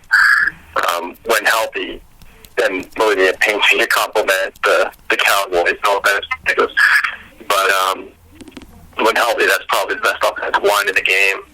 But with the injuries up front, if there's a way for us to try to exploit that, then I think we should try to take advantage of it. Hey, well, really good stuff. Right at the buzzer, too, man. You're right under a minute long. All right, so 30 seconds on the clock. Texas, what do you think, man? Pretty good. Is he pretty accurate, or are you like, no, dude, not going to happen? What do you think? Nothing's going to happen with Daniel Jones. Have you ever heard of Magic Attack? When he was a rookie, he led the Cowboys to a 13-3 record. You're Daniel Jones. I know he's only played, 4 games? Am I correct? Yeah. Yeah, you're correct.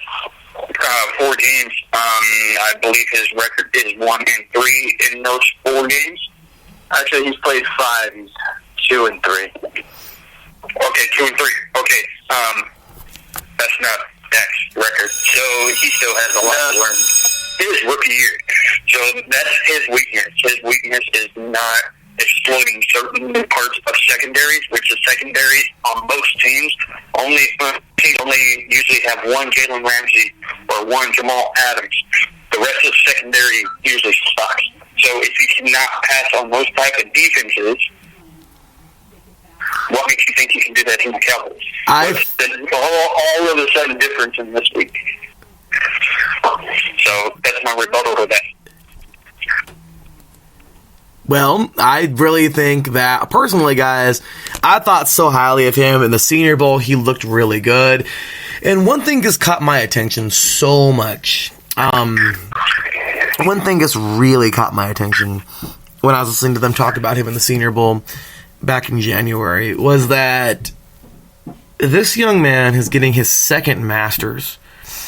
Or he's working on it, or he already got it, or I have no idea. But at that point in time, he was working on it. Maybe he already has it by now. But I thought he's a Belichickian pick. I seriously thought he was going to the Patriots. Like, I really thought he was going to be the guy to succeed Tom Brady, because, once again, I've said this a million times on this show. I don't know if it's a myth or not, but Bill Belichick loves to pick, apparently, guys with high GPAs and just the studious guys, which makes total sense because he picks up dudes who are just... It doesn't matter how much of an athlete they are. I mean, yay and nay. He picks up dudes who are really intelligent because his playbook, his philosophy, it's kind of rough. And guess what? He picks up guys who he thinks, in my opinion, who think can handle it. So I was like, for sure he's going to the Patriots. Well, the chance of going to the Giants, and now that he's got his chance, I think this guy's a student. He is so studious, and it may take him, I don't know, apparently what you guys are saying, it may take him a little bit longer. I don't know. But I do see that this guy is definitely the future of the Giants if he stays there. Wherever he goes, he's going to do great, and I am really excited for his future and what he's got, because this guy is ridiculous. He's intelligent. He's a very good athlete. But we'll see. Once again, only time will tell, but that's just, my thoughts and the whole bit with him. So. Really, I don't know him personally. I could care less. But he might be a smart young man. His years might be 3-4 years from now. But we're talking about this week, this game, no Senior Bowl, no future weeks. We're talking about this week. Is he going to do to the Cowboys what people want him to do, or is he going to do what he's been doing? That's the question. Well, very true, but I mean, right now that division is so like, okay, I don't want to diss either of you, but your guys' division. People can say, right you guys can say powerhouse division all you want to. You guys are far from a powerhouse division. You guys, I feel like the majority of the NFL can step on a lot of you guys right now just because of, it's just the Eagles. What in the hell is wrong with the Eagles? They are so... It's not because of the Eagles, it's because of Jason Garrett. Anyway, hashtag fire Jason Garrett. Sorry. It's okay. The Eagles are just... The Eagles are... I don't even know what to think. The Eagle fans don't even know what to think about the Eagles, okay? The Giants, way to go, spending all that money on a defense that is clearly nothing of what you think it is, okay? The Redskins. Well, the money we spent was way back a few years ago, and most of those guys are gone now. After this season, when Jenkins gets cut, that whole stupid spending spree they did will be gone off the books finally. Well, that would be nice. And the Redskins, don't even get me started. Oh my gosh, the Redskins. And then the Cowboys. It's like, I would expect this team to be damn near undefeated, and they have more problems than the math book. I don't get it. I did respect you until that last comment, okay? It's true. I'm just saying. It's true. It's so true, man. And feel free to bash my Raiders. I bash my Raiders more than anybody. Trust me. I don't think anybody out there can destroy my Raiders worse than me. So that's why I'm cool with it. I can talk crap because my team sucks. I do not respect any of the Raiders. I think they have the stupidest fans. No offense to you, but I think they have the stupidest fans, dressing up and all that weird. I don't know. I'm a Spurs fan. I like silver and black, but they take it way too far. But the only person I respect on the entire Raiders organization is Derek Carr. He's a good man. Derek Carr is a good man. He's a good leader. The players just don't listen to him. And it makes me sick every week to see that. So I 100% agree that the fact, trust me, I have my own issues clearly with everybody who doesn't like Derek Carr in the Raider Nation. But okay, so with that said, let's go ahead and get on into the game plan, guys, for this week. Let's have some fun with it. And that will be that. So starting things off with the away team once again. Mr. Texas, start us off, man. What is your game plan for your Cowboys to go on over to MetLife Stadium and knock off these Giants on Monday Night Football? You have 1 minute on the clock. Begin. There's two different game plans that they can exploit. One, take the game slow, exploit everything about the Giants' defense, win the game, 21-3, whatever the case may be. I like it. The second one is score quickly, score fast on every possession, whether it's a field goal, whether it's a touchdown. And let Daniel Jones try to come back and win. He will not be able to do that. Again, I have the Cowboys winning 42-20. Look at that. Alrighty. Well, with that said, a rebuttal, Mr. Keith? You have 30 seconds, man. What do you think? I think his game plan, the take it slow approach, I think that would play more into what the Giants would want them to do, is to kind of take their time methodically, and that could also lead to more, punts or whatever. If we can keep the game a low-scoring one, then I think we have a good chance of pulling off the upset. But if they do come out and go fast and start hitting at a good clip, especially if Jason Witten is the giant killer that he tends to be, then I can see game plan number 2 taking more shape. Okay, my bad. I was actually a little 10 seconds over, but it's all good. So, Mr. Keith, you go ahead and start us off now. Give us 1 minute on the clock. Oh, we have 1 minute on the clock. What is your game plan to defend your turf, pretty much, and knock off these Cowboys at home? You have 1 minute. Begin. We got to get out. We got to score fast. Just like Tech said there. For the Cowboys, the Giants got to do the same thing. We got to go out. We got to score fast. Get the ball first if we can after the coin toss, and just march down and put it in the end zone. We can't settle for field goals. We got to get 6. And as far as the defense goes, we got to try to contain Zeke and not let him just run right over top of us when we don't have a great rush defense. We haven't even worse pass defense. So I think the best defense for us is keeping the Cowboys offense on the sidelines as long as we can. Well, that right there makes tons of sense, and good timing there. So, all right, well, we'll go ahead and let Mr. Texas finish it off. Your rebuttal, Mr. Texas, you have 30 seconds. I would love for you to go to focus on Elliott. I'd rather have 6 guys on Elliott and let Tony Pollard run free.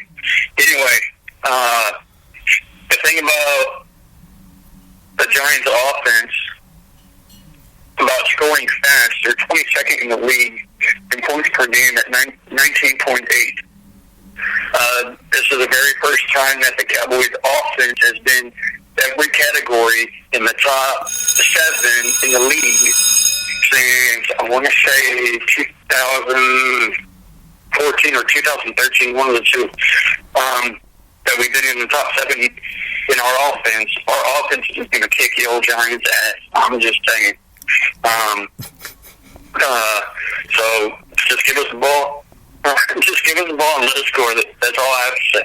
Well, gentlemen, I gotta say, once again, man, it was great having you both on the show as always. I appreciate the heck out of you guys, man, for making time for this show tonight. Really appreciate y'all. And tonight, once again, we didn't have a whole bunch of votes. I know I put it out super late, and I didn't even think we were going to have a show tonight, but yeah, like I said, the craziness, though, is finished up, and we'll get back to, everything next week. But I put out the voting poll, only got about 21 votes for today, but I think Texas will be happy because 76% of them are going with the Dallas Cowboys to win this thing on the road on Monday night. Texas, your thoughts, man?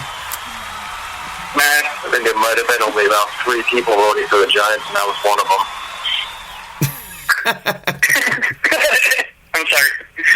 No, but for real, they knew what happened to the Eagles. They voted for the Eagles. Now they're voting for the Cowboys. Let's get this done. Hey, man, you guys look strong, and I'm wishing you guys the best, both of you, man. I mean, really, you got some good football coming our way for both of you guys coming up in the future. But you're right. As Tex said earlier, it's all about this coming week, and, well, we're going to see what happens about, for this game. So, with that said, gentlemen, I really appreciate you both. Thank you so much for being on tonight's show. You guys are awesome. And, Texas, you guys both know the drill. Texas, where can these diehard Dallas Cowboys fans find you on Twitter? Okay, on Twitter it is Texas S Roundup. On YouTube it is Texas Sports Roundup. On Instagram it is Texas S Roundup. Awesome stuff, man. Make sure to check him out. Give him a follow. Mr. Keith, where can these diehard Giants fans find you on Twitter, good sir?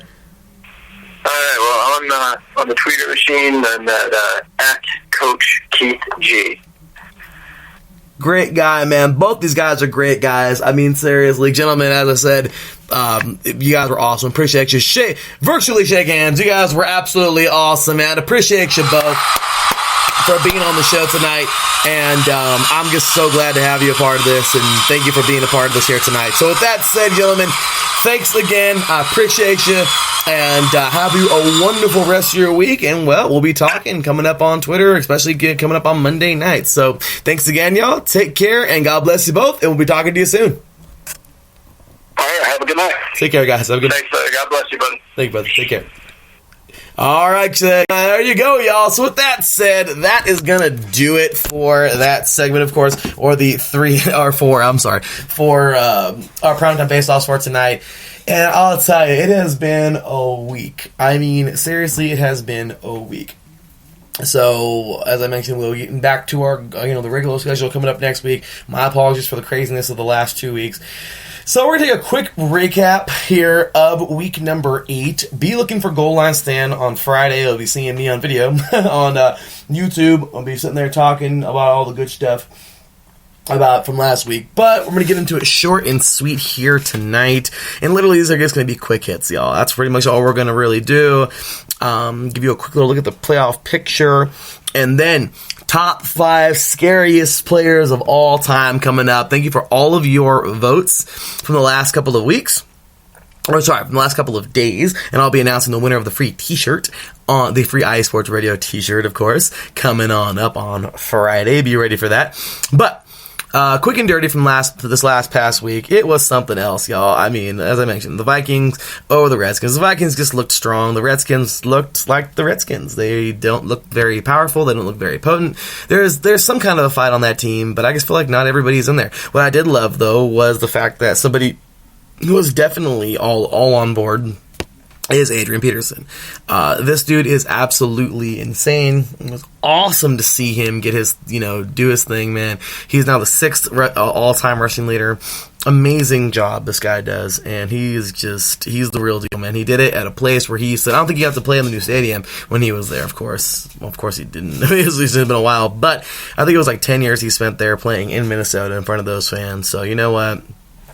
Certainly awesome place, and lots of respect for him as he is now 6th overall or 6th all time on the list of all time rushing. So just amazing job to him. But Vikings win this thing 19-6. They jump to 6-2 on the season as the Redskins will drop to 1-7. Then we have my pathetic Raiders. Unfortunately, I can't say anything about Deshaun Watson not making that crazy awesome play off his back foot. I mean, he's getting sacked, made a great play. The guy is the real deal, man.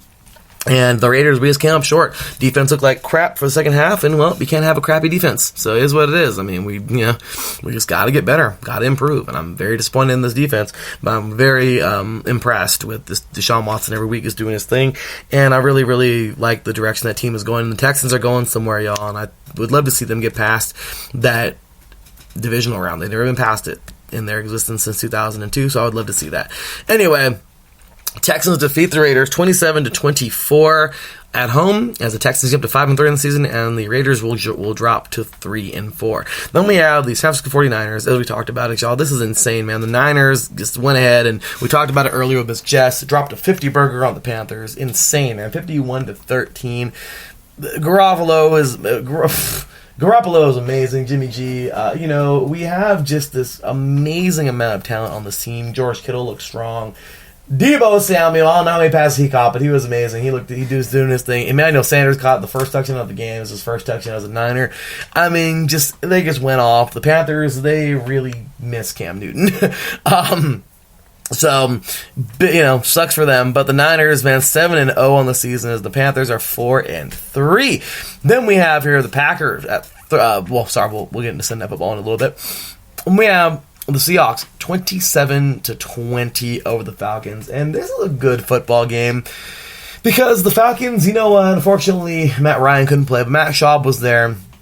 A good athlete, and I mean, he did his best. They tried, but I guess it just wasn't good enough. the Seahawks are a good, tough team. They go into battle every time, and 6-2 on the season, man. They got it done. 27-20. Once again, 6-2 on the season as the Falcons will drop to 1-7. Just a good football team going to work, guys. That's all the Seahawks are, and they're doing their thing, taking their lunch pail. After that, we have here the Eagles and the Bills. This was a good first half, and then it wasn't. It was a good first half, and then it turned into a crappy game. The Eagles finally took off and play like the team that they look like they are on paper, and then the Bills change up their game plan in the second half. I don't know what the hell happened, but they didn't look anything like they did in the first half, and they completely fell off, and that was it. Eagles took advantage of it and got the lead and never looked back. 31-13, the Eagles will win this thing on the road. Winning it, it'll get to 4-4 in the season as the Buffalo Bills will drop to 5-2. After that, the Patriots take out the Browns, and this was actually a pretty decent game. I thought for sure that the Patriots were going to win this thing, and, well, they did, but I didn't think it was going to be a battle like how it was. Really, I thought, I honestly thought it's kind of messed up to say, but with the Browns playing as unexpected as they are playing, because I thought for sure they were playing a lot better than this, they don't look anything like what they look like on paper at all. They're a paper team, in my opinion. I can categorize them now as paper teams. Sorry, guys. But they just didn't look anything. I mean, they gave the Patriots somewhat of a battle. I mean, they did enough to put the Patriots in second place now, and the Niners are now first place in their defense. But, I mean, the Patriots didn't they're still the Patriots, okay? But I thought it was going to be the Niners Panthers score, honestly. But, with the Niners being the Patriots. But 27-13, whatever, they got it done. They're 8-0 on the season, and that's all that counts. So, big victory there. Patriots now 8-0, and Browns now at 2-5. After that, we have the Chargers and the Bears. And the Chargers, man, I mean, they had loss written all over this game. They couldn't have given away this game more. And the Bears gave it right back to them. It's like neither team wanted to win. They were just finding ways to give the game to each other. And then, of course, in the end, it just ended up being the gift of, a missed field goal. Unfortunately, Eddie Pinheiro missed the extra point. We'll miss the field goal attempt. And that's how it goes, guys. The Chargers will win this thing in an ugly victory, but they got it done. 17-16 on the road, jumping to 3-5 in the season as the Bears will drop to 3-4. After this, we have the Lions defeating the Giants, and was just a rough game, man. The Giants the Giants were there, but then they weren't there. It's the weirdest thing. They had every chance to win this game, but they got behind in that fourth quarter, and they fought back, but it was too late. And it was a good game. But regardless, Matt Patricia and his team, and his Lions team, they're getting better. I want to see them continue to progress. They're a good football team. They're 3-1 now in the season. The Giants have dropped 2-6, and more than anything, this is just kind of a game for the Giants to continue to grow from and to learn from. The Lions, they need to get back in the race quick because the NFC North is going to leave them behind. Titans and Buccaneers. I really thought this game was going to be the opposite of what it was. I was waiting for the Buccaneers to have their breakout moment. They have had some good games so far this year. The Titans have pretty much fell apart, kind of. And then out of nowhere, they got back on it. And Ryan Tannehill, I'm not going to say anything bad about this guy, but Tannehill just wasn't the man in Miami, and, well, hey, looks like the man now in Tennessee. Not too bad, okay? But right now, the Buccaneers, Jameis Winston just having a tough game. The Titans defense playing, stepping up to the occasion, and 27-23 later, the Titans win this thing at home. They jumped to 4-4 on the season, as the Buccaneers will fall to 2-5. So, there you have it. Next up, we have the Rams over the Bengals in the NFL UK game. And it was nothing of what... Actually, it was everything you probably thought it was going to be. And the Bengals just continued to look bad. I don't want to diss this team, but they just... There's nothing there that says we're trying to get better. But this week, they may have taken a step in the right direction. I am not hating on Andy Dalton, okay? That TCU team he was on back in the day was awesome. They were a great team. He's a great quarterback, in my opinion. Is this not where he should be? I don't know. But I do know that this Rams team came ready to play. They're a little pissed off because of, the season's got a little bit out of hand. I mean, they definitely have it well in hand, but they've had some rough goes. And they're at 5-3 in the season. They won 24-10. They jumped to 5-3 in the season, and the Bengals will now drop to 0-8. But as much as Andy Dalton tries his hardest, benching him and starting this guy once again, as you heard me talking about Daniel Jones in the Senior Bowl, there was also, in my opinion, the quarterback who had the best game out of everybody, out of all the quarterbacks. And that guy was named Ryan Finley. And he will be starting coming up next coming week. And you know what? Maybe he'll give the spark that he needs. Maybe, I don't know. I'm not trying to say anything bad about Andy Dalton, but what if Andy Dalton goes somewhere else and balls out? If he gets out there and plays good football somewhere else, or, what if it's, who knows? What if he, doesn't start one game and then comes back and starts and earns it in practice and, just ignites his game. Like, who knows? But I do know one thing, that it's not necessarily easy. The NFL is not easy to play in, for sure, or else everybody would be doing it. It's professional level, y'all.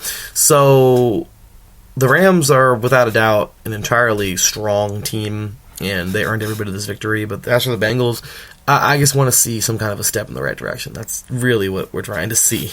So, next up, we have here the Saints and the Cardinals. We talked about this game a little bit earlier with Miss Jess.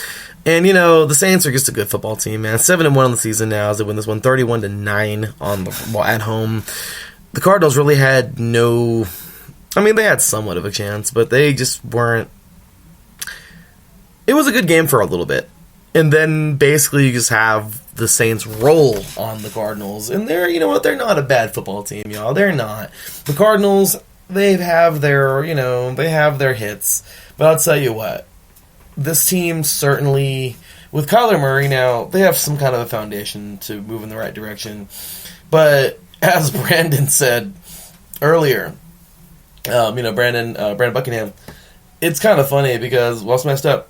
Drew Brees just happens to come back on this game versus them. So, but at the same exact time, Teddy Bridgewater is a pretty good quarterback himself. I think, he went undefeated as a starter, to fill in for Drew Brees. So, I'm just saying, guys, this is a good football team, man. And these guys they're rocking and rolling. The Saints looking good. But the Cardinals, you know what? They may have gotten beat. This may be another rough year for them. But moving forward, they start making some moves. They're a good football team. So, next up, the Jaguars. This was a good one, man. The Jaguars over the Jets.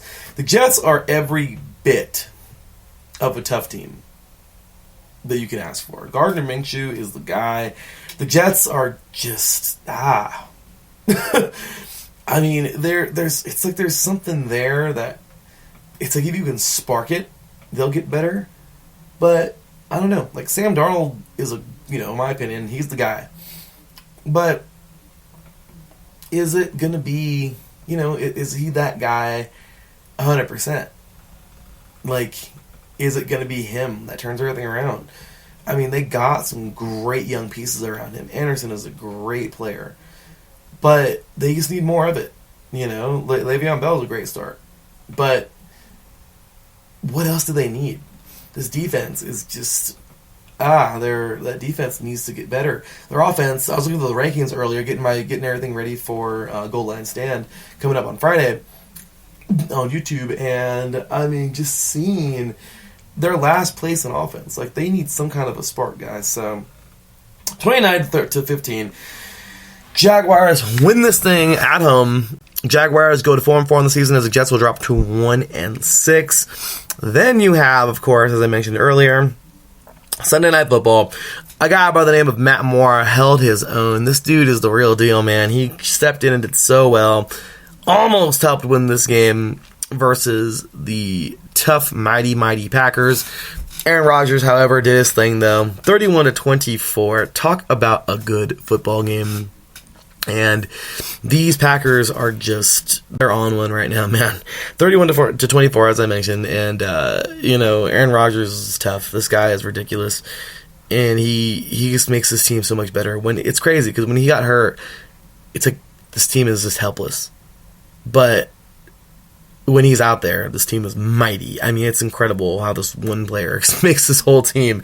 But hey, this is his team. And this is what he does. So, anyway, with that said, we are now moving on to, let's see here, Monday Night Football last night. Actually, no, got one more. I skipped one. I don't know how I skipped this one, but Colts and Broncos. So sorry for the Broncos, man. They lost the same exact way they did in weeks 2 and in week 4.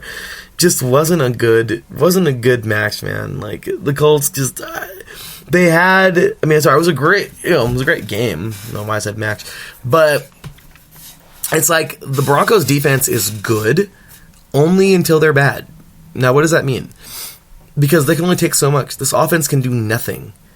And the Broncos defense will gas. I mean, they were out there for a lot of the game. And the Colts, man, they're a tough, strong team. They had everything in them to come back. And Vinatieri nails a 51-yard field goal with 22 seconds to go in the fourth quarter. And, well, wouldn't you know it? Unfortunately, the same exact way, well, not, because that was as time expired in in weeks 2 and 4. But here we are now in week 8, and they lost by a field goal, not in the expiring moments of the fourth quarter, but right at the end of the game. And, well, that was it. And Flacco, of course, made his voice known at the end of the game, being critical. And, well, that's some in-house stuff there. But, I don't blame Flacco for saying what he had to say because, it's kind of ridiculous. Sometimes being a little too conservative, it's like, at the end of the day, you kind of have to gamble sometimes. And it's rough. It's rough having to gamble and then coming up short. But it's also rough not gambling and not even taking a chance to give your guys a chance. So, I don't know. It's rough. But I'll tell you what, it was a good football game for the most part. Actually, it was a very good football game. And the Colts win this thing 15-13. Colts will jump to 5-2 in the season as the Broncos drop to 2-6. And then, of course, last night, the Dolphins. I mean, if there was ever a game that they could have won this year, it was this one. Okay, maybe not like trying to say it like that, but man, they had so much promise. And then they fell apart. Like, they freaking fell apart. And you can't take anything away from the Steelers, man. Juju is the dude, man. Like, what about this dude, man? Yes. Juju Smith-Schuster is the dude. Talk about an incredible athlete. And it's so exciting to see them. To see him perform every week. He's the guy now in that city, and Mason Rudolph looking pretty good as well. You know what? This team may not be, first place in the division, but my gosh, they continue to play that well. J.J. Watt is just becoming, he is just really, really, really, really coming to his own. 27-14 final score. Pittsburgh jumps to 3-4 in the season as the Miami Dolphins drop to 0-7. That is that. Bye weeks this week where the Dallas Cowboys and the Baltimore Ravens, and well, they're playing on Sunday night next week. So, with that said, y'all, we're going to take a quick look here at the overall, at the standings. I kind of went into everything already with the, let's see here. Let's go ahead and jump on into the overall standings, and then go ahead and jump on into the playoff picture as of right now. And then that will be that. I'll go ahead and give you my quick and dirty talk here on my picks, and those could change on my Friday show. We'll see on Goal Line Stand on YouTube, but we'll go ahead and jump on this. So we have here New England leading the charge, and they started off with it's all courtesy of the ESPN scores. So now I'm getting where I'm getting my source from here. So we have here in the AFC, we have the New England Patriots at 8-0, Buffalo at 5-2, the New York Jets at 1-6, and Miami Dolphins at 0-7. Then we have in the AFC North, Baltimore at 5-2, Pittsburgh at 3-4, Cleveland at 2-5, and Cincinnati at 0-8. Then we have in the AFC South, which is an incredibly wide open division because from first to last is only a 1-game gap, and 2 teams have 5 and 2 teams have 4. This is crazy. But Indianapolis at 5-2. Houston at 5-3, Jacksonville at 4-4, Tennessee at 4-4. Then in the AFC West, we have the Kansas City Chiefs at 5-3, Oakland at 3-4, the Los Angeles Chargers at 3-5, and Denver at 2-6. Then we have here, the Denver Broncos at 2-6. Sorry guys. And then in the NFC, we have here the NFC East, Dallas at 4-3, Philadelphia at 4-4.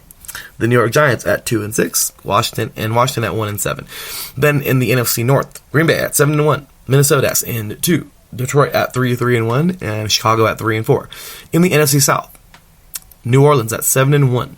Carolina at 4-3, Tampa Bay at 2-5, and Atlanta at 1-7. And then in the NFC West, we have the San Francisco 49ers at 7-0, Seattle at 6-2, the Los Angeles Rams at 5-3, and the Arizona Cardinals at 3-4-1. And that will do it. Let's take a quick look at the playoff picture. If the playoffs were to start tomorrow, it would look like this. In the AFC, first round buys would go to the New England Patriots and the Indianapolis Colts.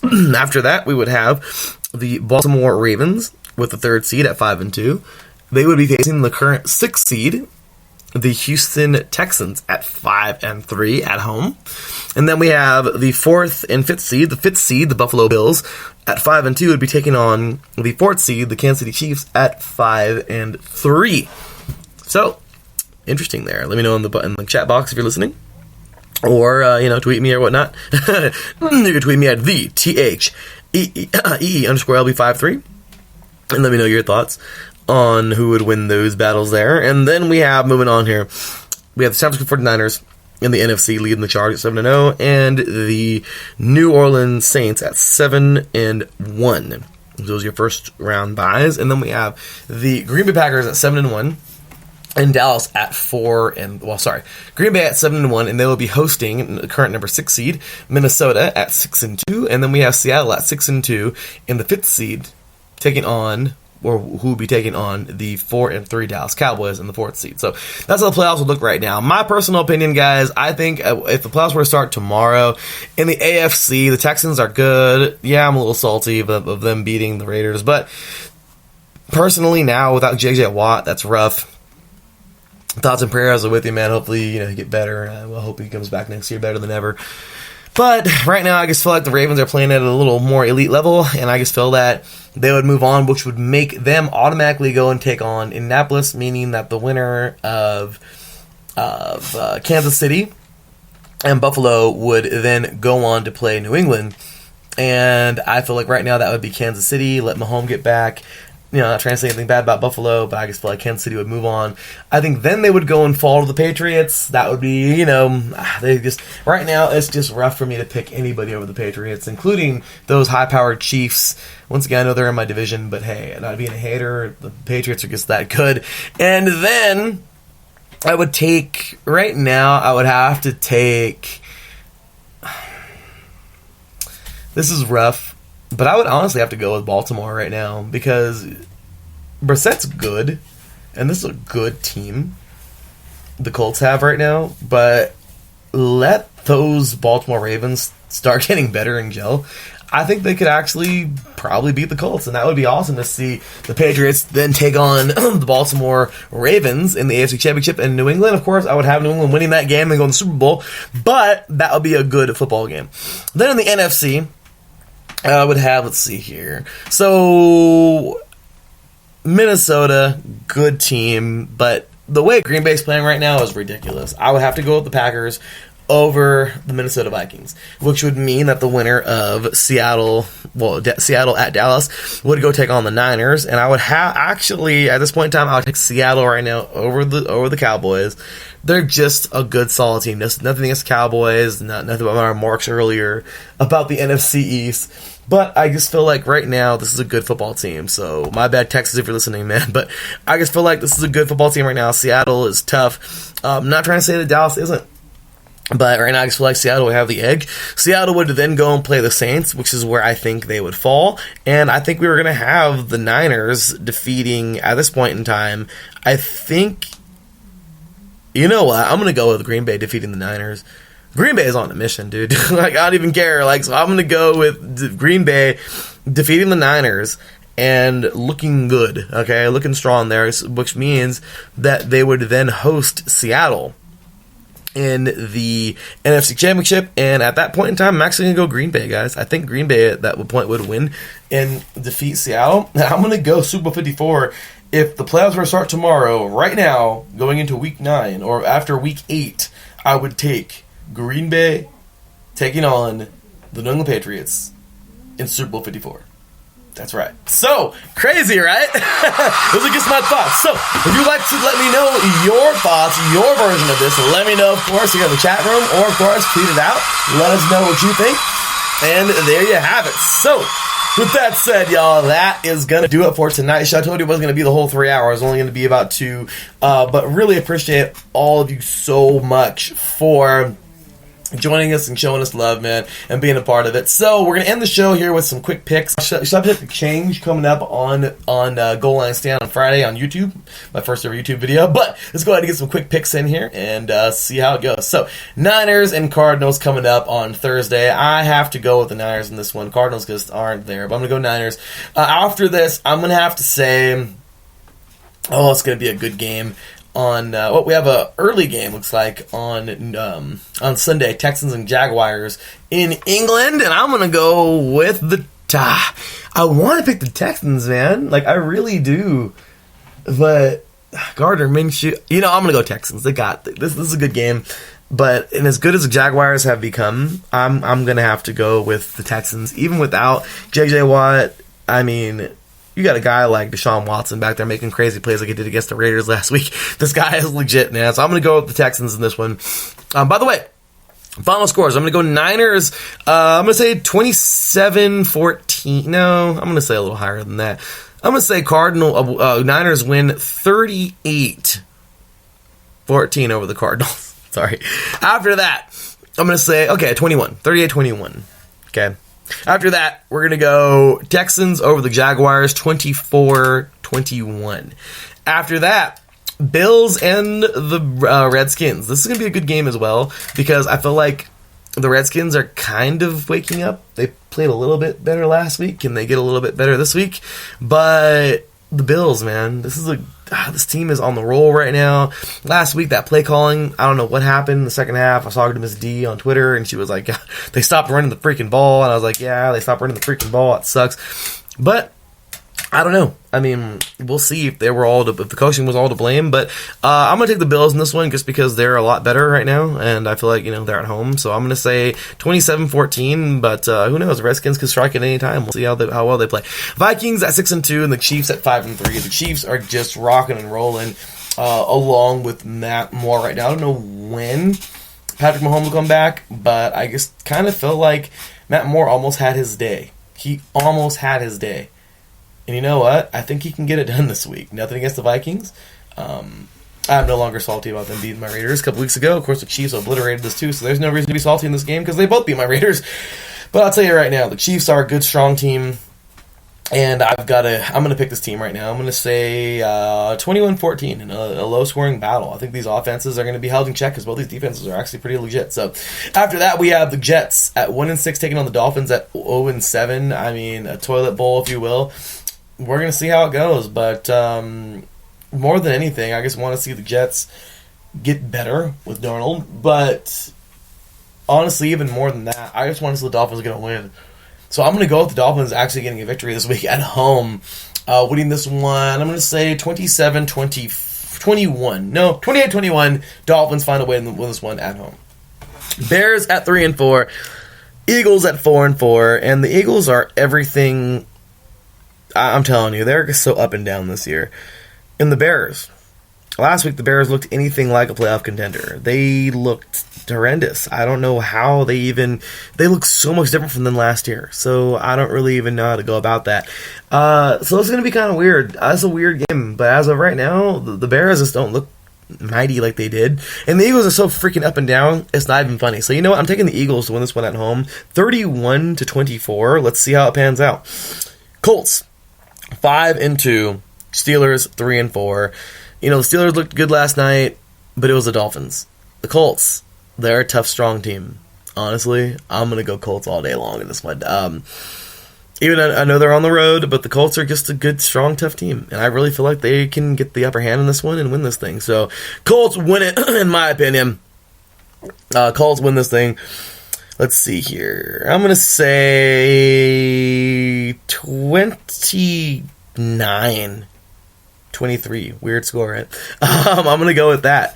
Or the weird score, 29-22. Ooh, that's a weird score. So, I'm going to say Colts win this one, though, on the road. Titans at 4-4. Panthers at 4-3. The Panthers right now just are not looking good. The Titans looked so much better last week. I mean, I don't know what's going on with the Panthers right now, but they need Cam Newton back as soon as possible. As for the defense, they need to find a way to step it up. The Titans are not the Niners. I don't think they put up a 50 burger on them, but I think the Titans will win this thing on the road. Riverboat Ron, my bad, dude. But I think they really need Cam Newton back as fast as they can get him. And that's why I'm going with the Titans to win this one at home. On the road, 17-14. Buccaneers at 2-5. Seahawks at 6-2. The Buccaneers had every chance to prove that they were like that team, like up and coming last week, and they fell to the Titans. The Seahawks, I keep on talking about how good they are. I think the Buccaneers are going to get beat down. My bad. I'm going to say 42-17. 42-14, Seahawks win this one. Actually, no, I'm going to give them 21 points. 42-21, but the Seahawks are just, in my opinion, they're just much better than the Buccaneers. Browns and Broncos. Oh, no. The Browns being the paper team that they are, and the Broncos being the team that they need lots of work. You know, this is a game that I think the Broncos actually have a really good chance of winning. That defense is, can they continue to hold their own? I like to publicly apologize to Taryn. I got all mean with him. Taryn Rodriguez. I got all mean with him on the show on Twitter the other day. My bad, dude. But he, because I was like, no, I don't like the Broncos. I got all Raiderish. The fan got to me a little much. But I'll tell you what. The Broncos have a good defense, they do, but you know what, they do gas, and the offense can't stay on the field long enough. The Browns, they have sparks of greatness, and you know what, though I don't think they're going to be going very far this year, I think the Broncos are definitely, they're having a rough year, and the Browns can get a victory here. So I'm going to go 21-14, Browns win this one on the road. Then we have the Packers at 7-1 taking on the Chargers at 3-5. Yeah. The Packers are looking every bit of amazing right now. And you know what? It's well-deserved. A good, strong, potent, tough team. I really want to pick. I really want to pick the Chargers so they can get a better shot at some kind of a playoff this year. Because, as I always say, man, I think Phillip Rivers deserves a ring. And last year, if they ever had a chance, it was last year. This year, I thought they would be like a 12-4 team, but they have just fallen off. Injuries have gotten these guys, and that really sucks.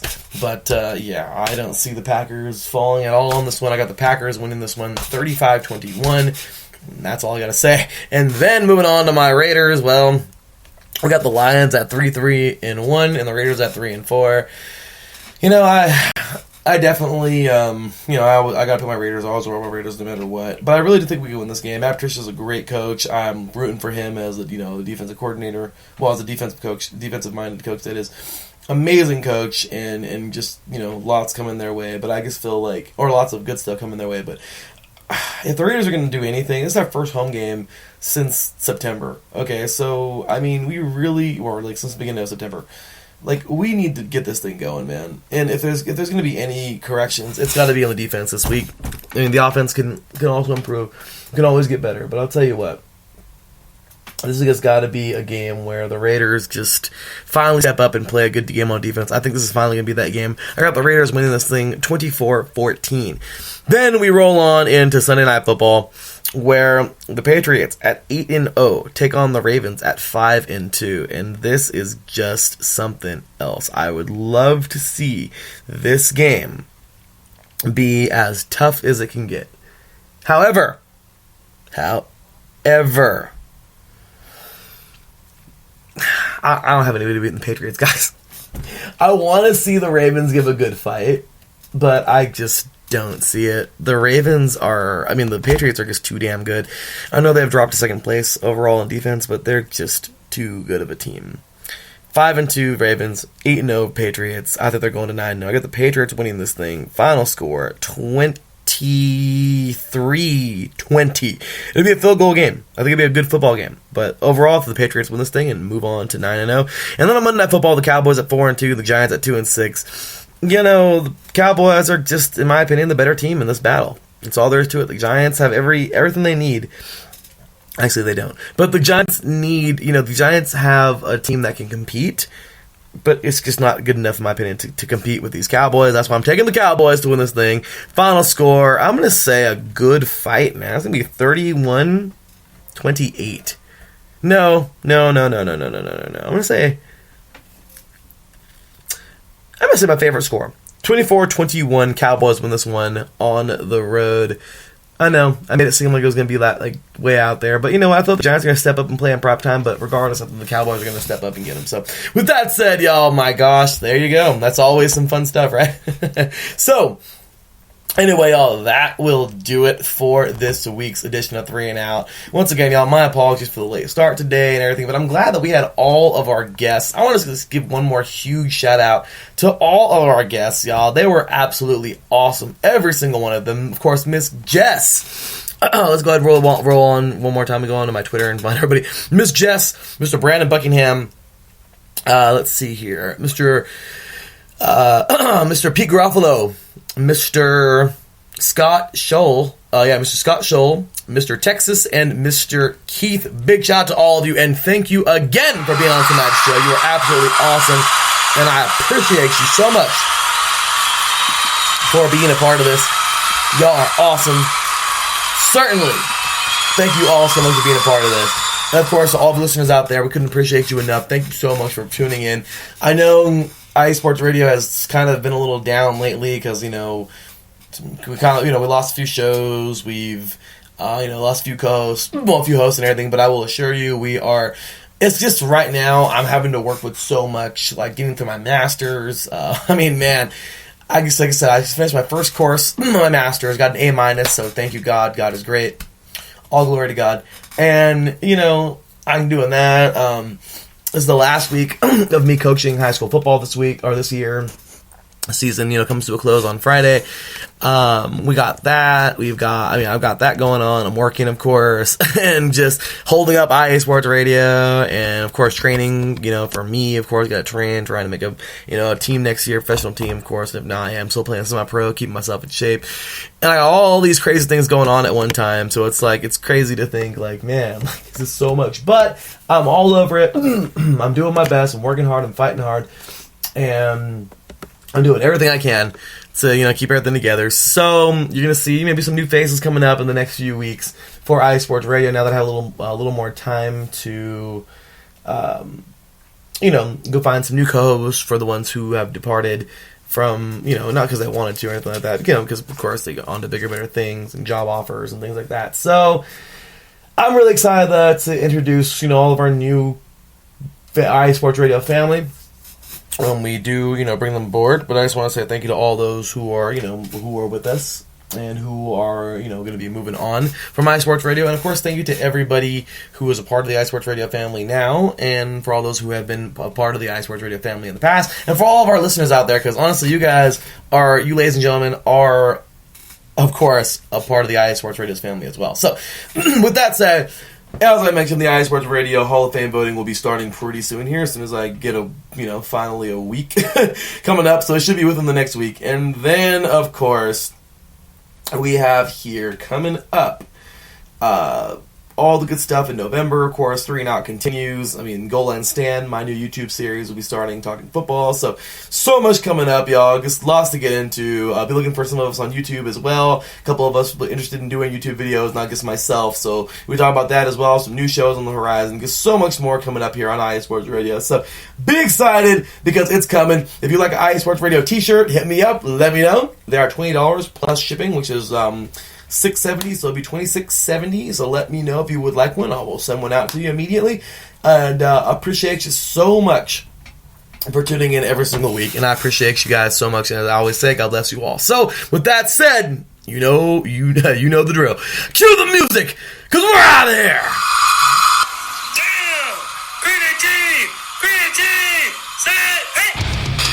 Well, that will do it. Tonight's show will come to a close, and, things will be back to normal next week.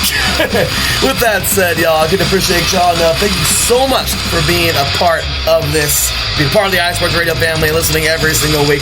Once again, thank you to all of our guests and all of our listeners tonight, and for all of our guests from the past, all of our listeners from the past, and all of our guests from the future, and all of our listeners from the future, and all of our listeners in the future. So, with that said, y'all, we appreciate you all.